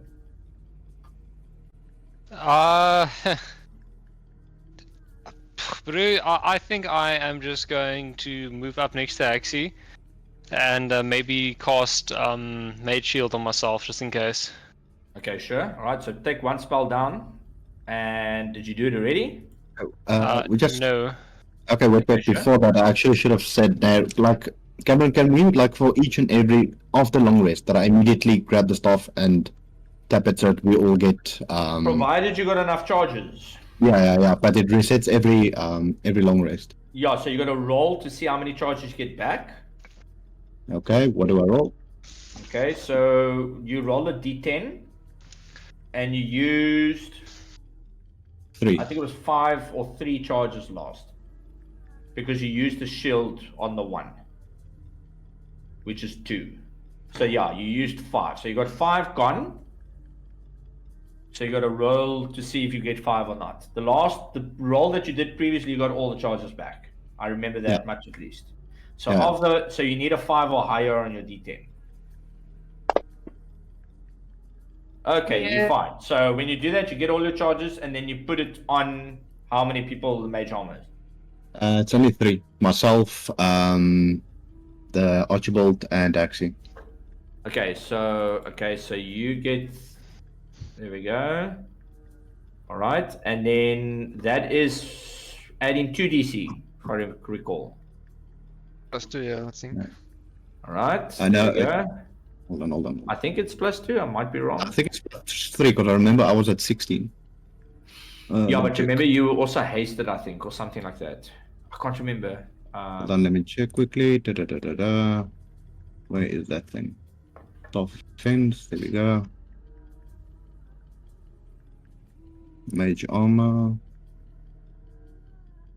Cameron, just while we're talking, my spell slots thing has changed a little bit. I don't know how to describe it. Okay. Can I share my screen quickly? There we go. Yeah, there we go. Shot. Yeah. It's just when you lock the character sheets. Don't worry. It's when it happens like that. Just let me know, and then I'll change it back. Okay, but yeah. So I'm obviously not going to use oh my god, Mage Armor. Yes. Okay. Yeah. Sure. So then we just take the spell slot back. There we go. Cool. Plus it's AC becomes 13 plus its dexterity modifier. Yes. Okay. All right. So that becomes a 3 for you. Yeah. Hexy, that actually becomes a +4. And then who else? Archibald. Alright, So it doesn't Archibald need is to at a pass +2. Yeah, okay, there we go. You got your magic. There's your 3 charges all sorted. Okay, with that being said, what are you guys doing? Well, I would Hexy like wants to. to. Sorry, I wanted to ask the group specifically because we need these people to steal that boat, right? Because we need what 15 people to man it. Basically, yes. So should I put pass without a trace on so that we can sneak all of these people past while You can the do other that. It 3 will try help. and... It will help. Definitely help, You gonna yeah. do that? Okay, but while Okay. we're talking as a group, basically, if Lara and Joran basically try to sneak them out, I'll try to convince all the fish people to go south, to face the drow, Okay. so we can basically sneak up on top towards the ship. All right, sure. So I'm gonna What say do you think? that was a decent roll. You're gonna go then up front. So you push through the crowd. Who's going with him and who isn't? I think X, Um, she's gonna also try and convince us. Maybe Yeah, I you was two can go. gonna push forward to try and Okay, persuade sure. as well. Archibald, what are you doing? Push up, You push it up as well. Okay, Yeah. so you get to this point. Okay, so one of you needs to make the call on who's going to try and talk to the group. Well, Like, I've got One the person needs to do it. I'm not gonna have all 3 attempts. okay, Okay, fine. I'll try. I've got highest charisma, What's your charisma? 19 plus 4. Can someone like give him guidance maybe or something? And then I'm going to make it as though you guys are making it aware to the group that they must make their way to the ship. Is that correct? Yeah, perfect, Right, baby. so Melissa is here as well. She's with Raelith. Okay. She Just kind of a- gets a very nervous look. She's like, listen, guys, we need to get going. Jordan and you guys make the attempt with a parts without a trace. Yep. And you can see that there are a number of guys, and then you see one like goblin. He's like, yeah, guys, let's go. And he's like, a bigger goblin's like, yeah, my brother said let's go. He's the real captain now, so follow him. And you see like this little short goblin as he grabs his brother by the hand. He's like, yeah, I'm the brains of the operation. And you see like Aldous looking at him with a stern look. Shut up. And you see him like walking out, and you see them following each other. It's like, oh yeah, this is a bit of a cranky dwarf. They're all cranky. And all the other dwarves look at him in that moment like, really? And the lot of you decide to try and sneak. How are you guys going to the boat with all these dwarfs in armor and moving towards the boat? Hoping that they could convince the people at the statue to move away so that we can almost hug the. Okay, so you're waiting for that to happen. Okay, so Yeah. who's the one that's going to speak? Raelith. Yeah. Just Rayleigh just Okay. mentioned about my donation to the statue. Hopefully that will help. Maybe, we'll have to see, but let's say that Raelith needs to roll a persuasion. How are you going about this? Are you persuading? Are you intimidating? I would rather say persuasion. Yeah, so I intimidation would- might end up being the wrong choice here. Okay, so all right, so let's hear what you have to say to the group. You notice that Plin is now got a head, sort of like bowed down. There's a dagger right underneath her throat being held by the other Kotoa. And you notice the crowd is looking as you kind of like push through to try and get to this particular section. And Raelith, it's all to you, man. How do you convince them? Okay, basically, I raise my hands up in the air and I basically tell them, Kriyatoa, we are currently under attack by the drow. What must happen now is we must defend this place with everybody that is around here now to protect the shrine of the what did they say? The All-Father, right? Yeah, of the Deep Father. Of the Deep Father. Yeah. Basically, I tell them because the drow wish to destroy everything that it has to do with the Deep Father because they don't believe in him. So even we came here to come with donations to the Deep Father, and the drow has disrespected this area and his sanctity. We must now move towards the south, try to defend the All Father and his shrines. So you can roll a persuasion check to see how effective that was. Oh, goodness. Okay, Ooh. 23. You notice that there's all of a sudden the chanting gets a little bit quiet, but you see the archpriestess. She's like, "Do not listen to him. We must sacrifice. We must be for the new father." And you see, probably she's very quiet. And you notice that they start cheering. They kind of like a few of them at the back start taking note of the noise of spells in the distance. But you realize that it's going to be a lot more convincing. So I'm going to give you one more time to try and convince the masses. I'm going to roll a persuasion check with her, and you need to see if you can counter roll with that. Right? You need to beat a 17. Just Oh, fuck. You got this, Raylan. Can't Archibald also give me inspiration? Uses inspiration. He's Yeah, no. inspiration? That's inspirations per player to him. Fuck. Shit. Okay. And So it yeah, doesn't help. you can roll your persuasion check again. Fuck it. Yeah, boy. All right. So you do this, and you notice that the Kogarth they cheering, and then it just slows down to like a halt, and then you hear the one like wow, wow, and you notice like it starts to spread as you know the first 10, and then 20, and then 30, and then 40 start to realize what's happened. But you see the archpriestess, she's not convinced, and you notice that the Koatoa are they start to draw their spears and shields, and they start running towards the south. And in the process, the archpriestess, she's like, "No, Propylene was the burnt sacrifice," and you see the slit her throat right there and then. You see Propylene's blood just starts spraying out in front of Jimjar, and Jimjar is now covered with the blood as well.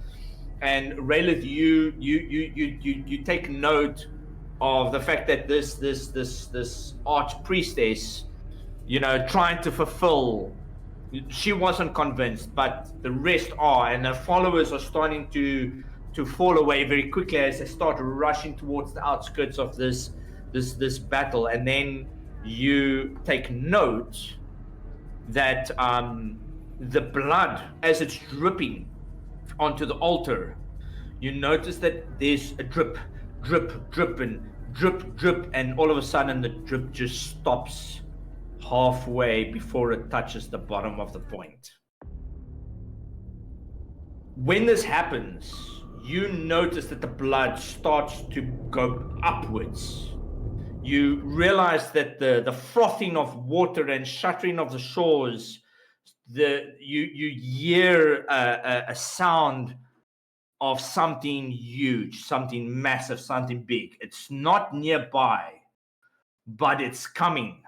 And it lets out a massive roar as you see the water of the shore just start shooting upwards. And you see all of a sudden this massive like tentacle starting to come out of the water.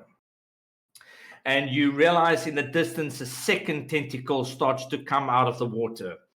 And as this happens, you see what looks to be like a massive head starting to peer out, and it opens up its eyes with this red, sinister look as it pulls out of the water, and you see it starting to rise 10, 15, no, 30 feet above the waterline itself.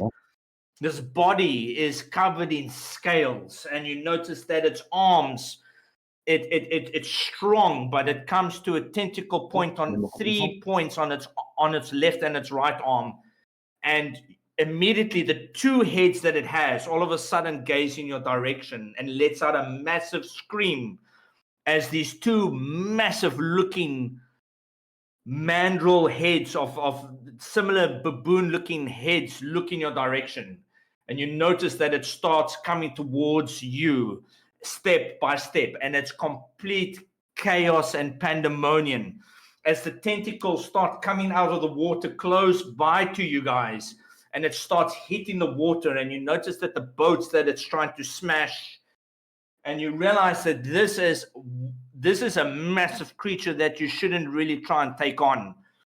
You holding Tanalorn immediately says in your mind, run while you still can. And he shows you images of a demon lord known as Demigorgon as it is starting to run towards you from the water. It is about 300 feet away from you guys. You've got about 5 rounds to get to that boat. Oh my Elijah, did you? No. Come to book it, boys. Can Okay. someone grab Jimjo and run? So tell me, this chickie over here, I can't remember her name right now. Well, I almost wanted to say medieval. Oh yes, Is it she is. dead now? Good Lord in heaven. No, she's Pluplupline dead. is dead. Okay, so She's she was bleeding slashed. out. Yeah, she was slashed. That's something that happened that's triggered, and you see this creature, it's coming towards you. 6 seconds. It's first round. Guys, we have to go get the fucking no. Okay, I'm just gonna start running. I'm just Okay. telling you, Yeah, I'm just gonna start I running. I'm just agree. gonna fuck it. I'm not gonna sit here and debate or shit. I'm just gonna everyone just fucking start running, please. I'm Okay, gonna so book it. With that being said, you've got dashing Dash functionality. and shadow of So step. you can see like 60, you got shadow step, and you name it. So I would say let's just quickly work it out. You got 1. Let me just see here. That's with 122 on an average person. 3, you guys can comfortably make it to the ship if you guys just dash but no attacking. Raylith, you immediately get the blade shines up and you get like the sense of adversary. He's coming, you know what he can do, but you don't want to be around if it does come to it. So he's coming straight towards you as well. What are you guys doing? Melissa, she's got Dimension Door, right? Yes, she does. Can she get Jimjar out of here and as close as they can to the ship? The thing is, we're gonna make it before Joran and Lara. So he can run. If he can't run, I'll carry him. Okay, sure. But Melissa So- can get him like fucking close there. She can get him on, bro. Yeah, but the thing is, it damages her also. That's the thing. It's fine, bro. What does it No, do? it's It takes a not bit of fine. HP. Run, boys. No. You can run. No, we can run it. How many people can go through that dimensional door? 2. 2. No, then it's not worth it at the end of the day, because both ways we're gonna need everybody else there at the back. Yeah. So we might as well Can run. he walk, or is it's like because to carry him seems like a liability? Roll an athletics check to see how you guys manage to the crowds. With this being said, you see creatures coming out of the water. Ishi Etals, which are basically like creatures that look like manta rays, but they're holding spears. They are of demon descent, and they get spawned from Demigorgon when he enters the plains through the gate from the gaping maw. So you see like these creatures, they start grabbing the Koatoa, and you see them getting dragged into the water. There's complete chaos. The spells from the drow are still taking place. And it's like this coastal village is stuck right in the middle with you guys in it. Okay, can I do athletics check and run? Yes. Because I ain't sticking around for this shit. Winnie, that's good. Joran, you as well. Athletics. Okay. Oh, Rayleigh I'm is flying. 10. What am I doing? You flying like your life depends on it. I'm gonna use. You're the only a one that luck. doesn't have to roll because you can be above the crowd. Because I can do like 1. I'm gonna use a luck. Yeah, you got to skill. dash. That's what you got to do. Nothing else. So, with that being said, you guys all decide to take the dash action. Is that correct? Yes. Yeah. Okay, so you do it, Aldeth and the 2 goblins. The one goblin looks towards the ocean when he sees this massive demigorgon with the red eyes, and you literally see him go, "Holy shit! What is that?" And you see the one brother, the bigger goblin, which is quite big. He grabs Yukuk, and Yukuk and him just start running, and you see the dwarves, they start running. But in the process, you notice that some of the dwarves and the Koato, they start fighting with each other. It's almost like there's a sense of wisdom and madness that they had to make, and they didn't beat their saves. And you get this voice in the back of your mind that just creeps in, and it says, "We will find you." And it's like you're just moving to try and get away from this. Can you bring the map back, please? Yeah, the map is gone. Yeah, sure. Oh, really? For me Yeah. as well. There we go. Thank you. Okay, so with that being said, you guys are booking it. You guys can... Okay, so if you decide to fast forward and move, then you need to do 4 athletics checks to get eventually to the boat itself to see who makes it and who doesn't. Jordan, you get caught between 2 of them. And you get stuck at where you are more or less now. I would want to use a luck on that one. I could improve Okay, it. sure, go for it. Roll another one. Abilities, skills. Cameron, while he's doing that, can I Yes. telepathically tell Graves to start booking it for the boat there at the north left side? Yes, Yeah. yeah, Graves is like, "Yeah, no, I'll try, but it's complete chaos. Prince Derendal, get him out of the way." And you just like, "Ugh," and you can hear gonna die. like Prince Derendal, they're trying to move to try and keep the kids safe. And Shashar, you can see Shashar is completely, "What is going on?" You know, like completely panicked. Pocket is trying to do a thing. "We're trying to get to the boat as best we can." But you can hear that it's complete chaos by listening to everyone in that moment. There's a lot of thoughts going around. Hixie, what are you doing? I'm fucking dashing as far as I am Okay, able so to you dash as far as you can to this point. When you get to this point, you can literally see from a bit of an upper view how everyone is moving, and you see this massive like behemoth character moving towards you. Jimjar is he's set free. Who's Yeah. taking him? You can see that he's been hurt pretty bad. His one leg is broken. I'll grab him. Okay, so you grab him. Melissa, fuck off. What happens to if she uses the spells? She's weak. She gets weakened because of her wish spell side effect. But Weakened in what sense? no, it's like She almost her died maximum the health previous goes down. time. So she literally weakens. Does she get like restored after a rest? Yeah, she gets exhausted. No, but like does she get like back? Is it? It's not like a permanent thing. No. But it's more effort to cast spells. Let's put it that way. And remember, then she's exhausted, then she also needs to get there. All right. Okay. Cool. Well, then you must roll like No. a strength check or something, Rue, for that. No.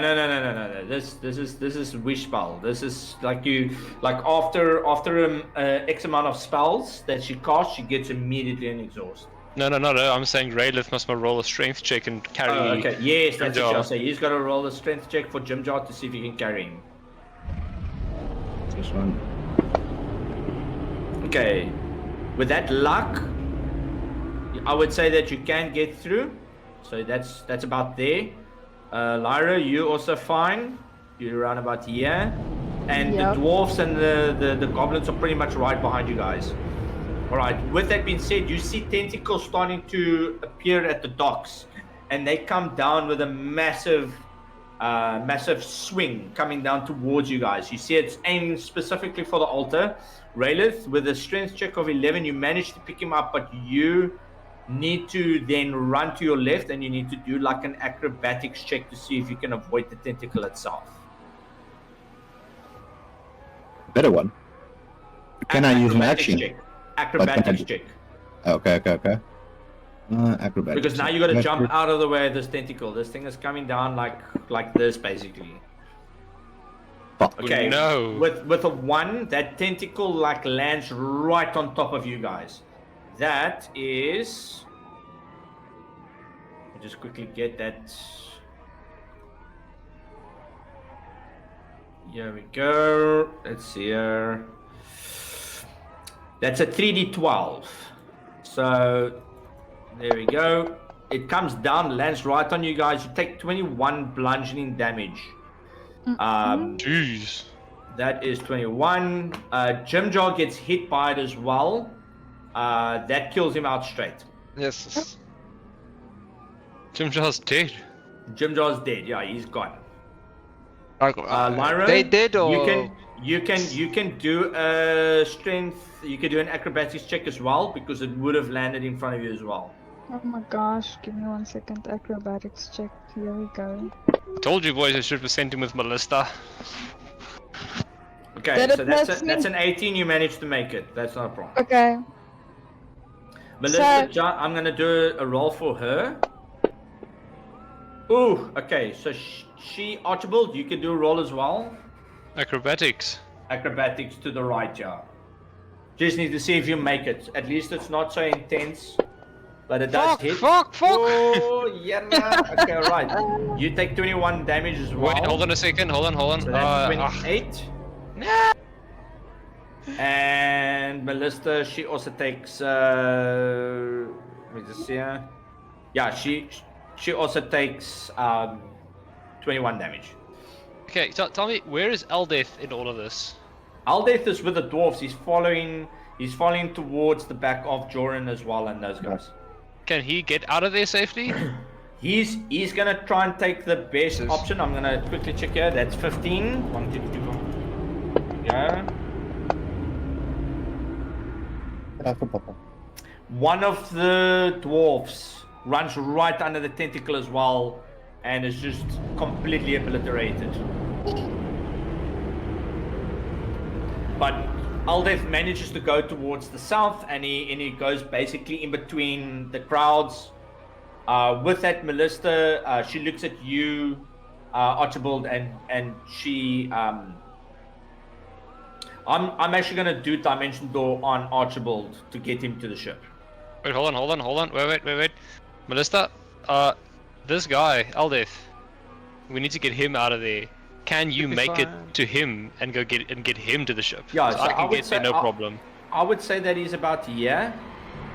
So I'll say that she agrees. Okay, fine, she'll do that, and she goes to him, and you see how she pushes her magic to the limit to basically take him.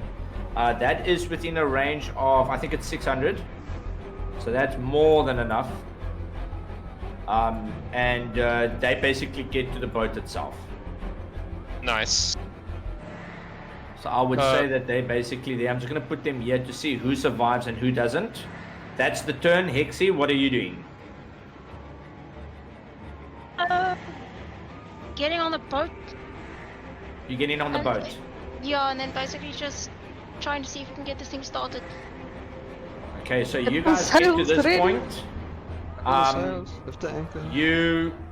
You see the rest of the motley crew come running in here. A lot of them are got like a bit of scrapes and bruises. You see Prince Derendal that's also been a little bit hurt, with a spear that's hanging sort of like on his side, not in but just grazed. You see the dwarven group as they come in and they're running along the long way. Lyra and Joran, what are you guys doing? I keep running towards the boat. Wait, Lara. What? Do you have healing? I do. Can you cast possibly? Oh wait, is Jim Jar dead? No, he's dead. He's like dead. squished. He's a halfling that became half of what he was. Oh, half a pancake. Yes. Okay. Fucking run, Lara. Fucking run. Don't look back. I'm gonna do my double dash, which should be 90 Okay, feet. sure. Bonus action. Double gunning. dash, bonus action. You've got a massive amount of speed, so you can easily get there. Am I able to 100, dash? 140, so you can get there. Yeah, easy. Okay, right, sure. And then you do what dash? Can I dash? What dash do I Yes, do? yes, yes. Yeah, yes. you can Your dash. normal It's dash an is an action. So doubles your speed, which is 140. Yeah, do that. Okay, What so did you say that's was now mine? implement. Don't I have Sorry? don't I have like more actions? Can't I dash more? No, you've got only one action. You Remember, can only like me. attack twice with your attack action. What are you and okay, so Raylith and Archibald, what are you guys doing? I would like to cast haste on myself. Okay, sure. That's one level 3 spell. Uh-huh. Then I'd like to cast jump. Okay. And on jump. myself. Alright. Jump an action or bonus action? There we Action. go, cool. Okay. Then I would like to see how far I could jump. Can I make it onto the boat? To jump all the way there. Where the fuck am I now all of a sudden? No, you 30 feet by Okay, spending. can I- okay. You can jump 30 feet by spending 10 feet. You can Sure. jump once, so that's over there. Then you can jump again if you want, which will put you about here, and then you still got. Just see, 30, that's 20. So you still got 20 movement speed times 2. Okay, hold on. You So can I go can. 40. How far can I jump? You Should jumped we get already, that? so I'll put you 2 jumps there Okay. where you are now. 2 jumps. Yes. Do I Because possibly you have got enough? haste. Do I possibly have enough movement to walk close enough to one of these piers and then jump onto the boat? If I use my do I have an action left now? Yeah, I would say that you I can. don't. You can, but it will be on the next turn. Okay. So I'll prime you for that. Raylith, what are you doing? Can I be a You- pain and ask for the map again, please? Yeah, sure, no worries. Thank there you. we go. And Raylith, you see the Kawatoa running towards the drow side. And then after a few moments you hear like the clashing of blades and stuff. What are you doing?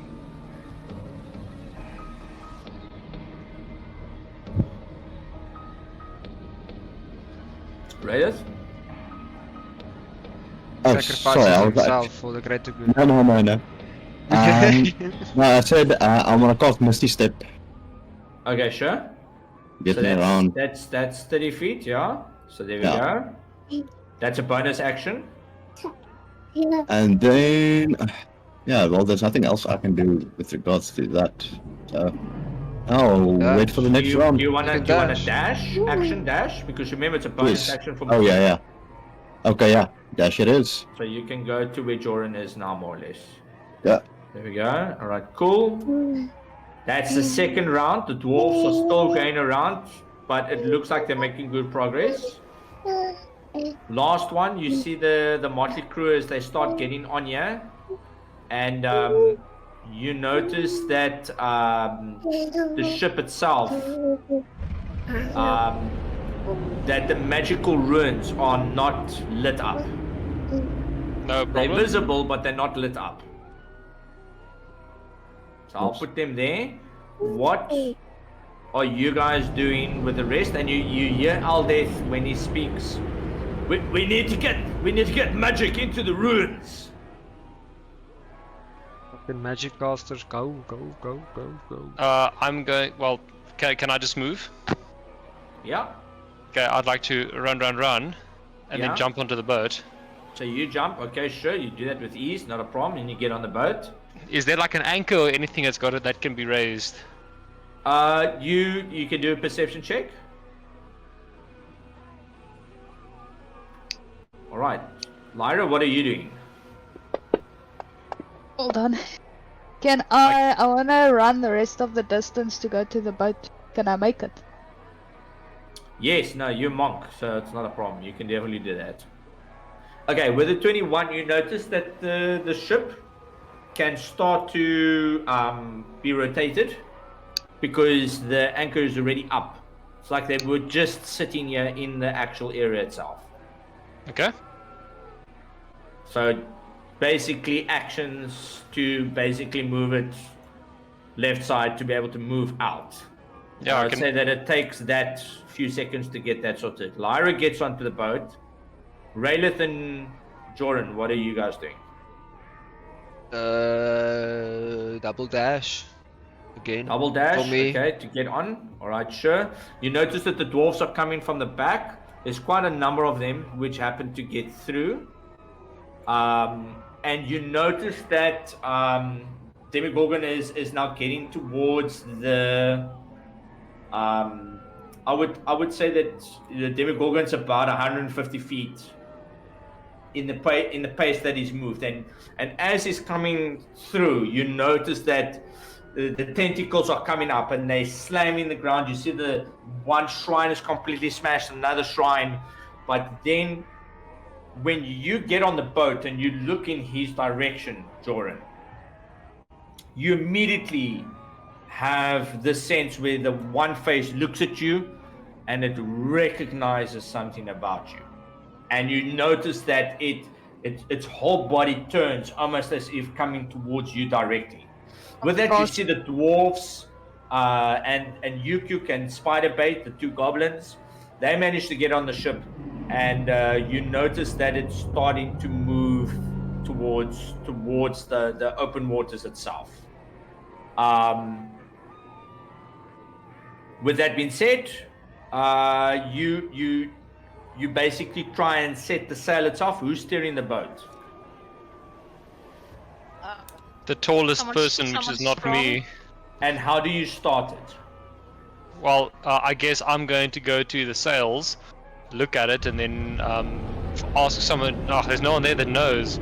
Can I roll like an Arcana to try and see how I get these things to go? Aldith and the other dwarves will definitely be on the ship by now. Yeah, so they should be able to help. they'll be there. So you can ask the question and they can give you the answer.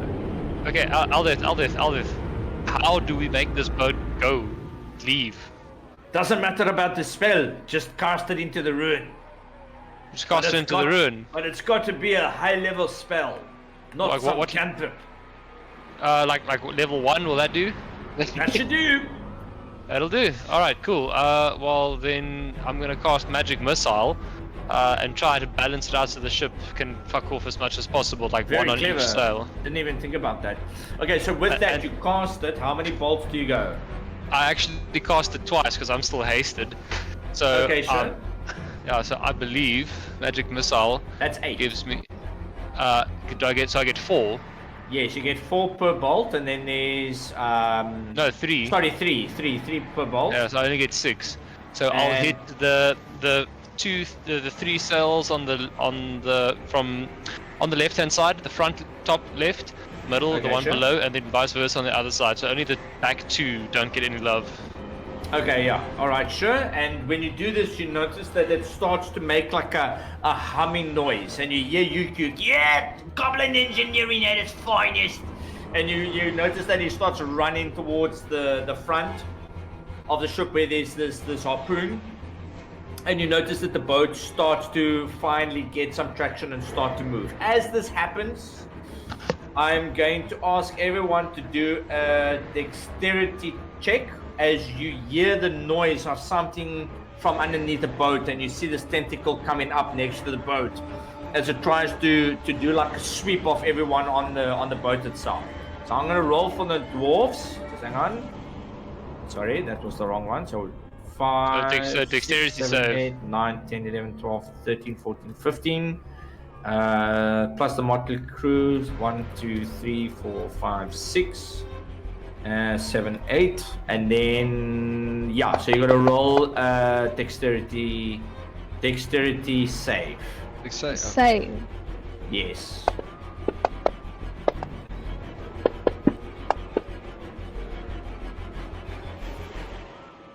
Okay.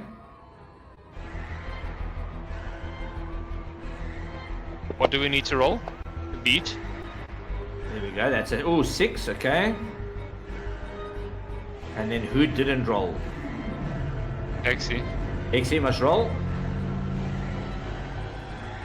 Not bad, sorry.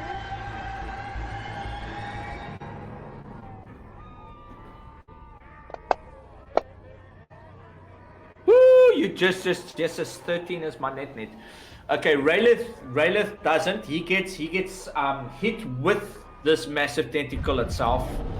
When this happens, it's just a sweep, so it's just a d6 of damage, but it knocks him prone while he's on the ship itself.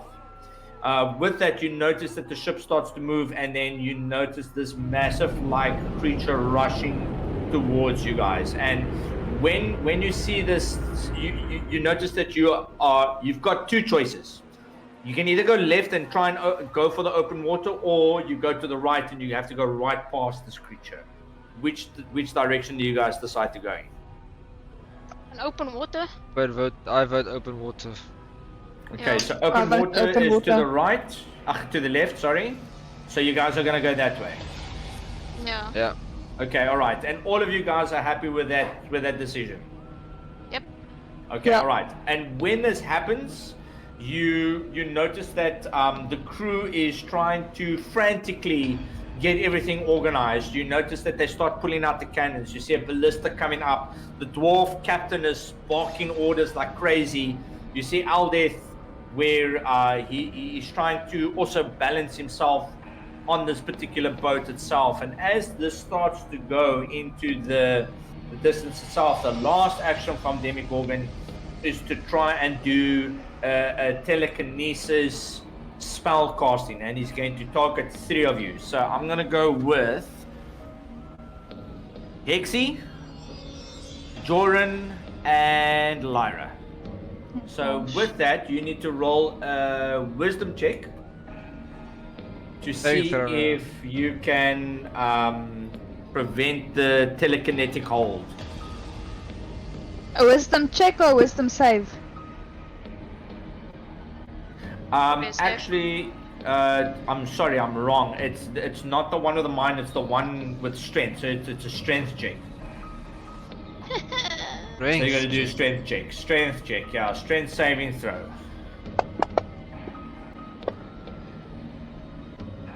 Exie is a God. 19, 14 and a 13. Okay, so with Demigorgon's skill check, I'm just gonna quickly check what he has here. Give me a second. Here we go. Where is it now? There we go.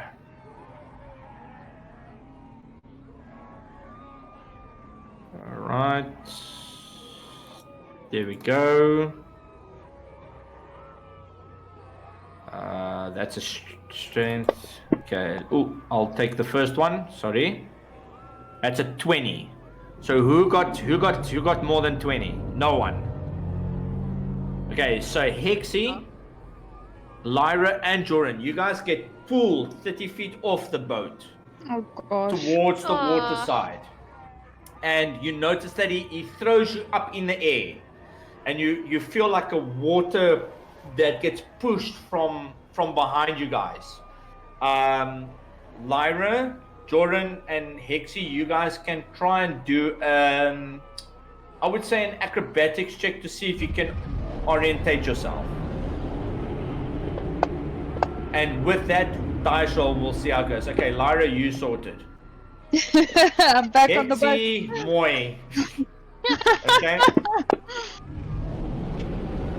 Okay, 14. Okay, so Hexy, when you were falling, for a moment, because it's so dark, you're almost convinced that you were flying up, and then you fly right into the water because you were upside down. Joran, you got thrown the furthest, and you see yourself as you're falling, but it's still very disorientating. You've seen water ceiling, big ass face, water ceiling. And Lyra, you, being a monk that you are, you get flung in the air, but you orientate yourself in such a way that you're able to move closer to the boat. You don't think you're going to make it onto the deck, but you'll at least get close to it so that you can climb back onto the boat.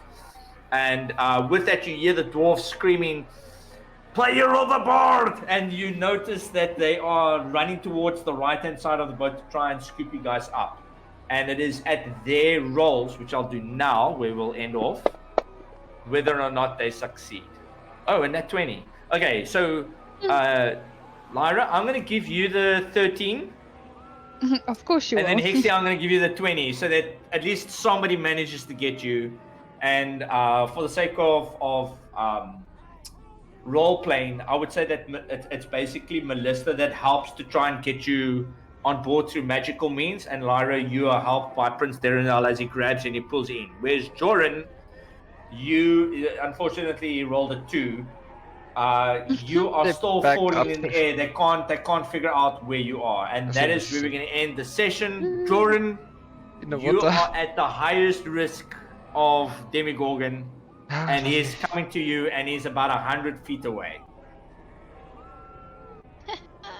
Nice. I like it.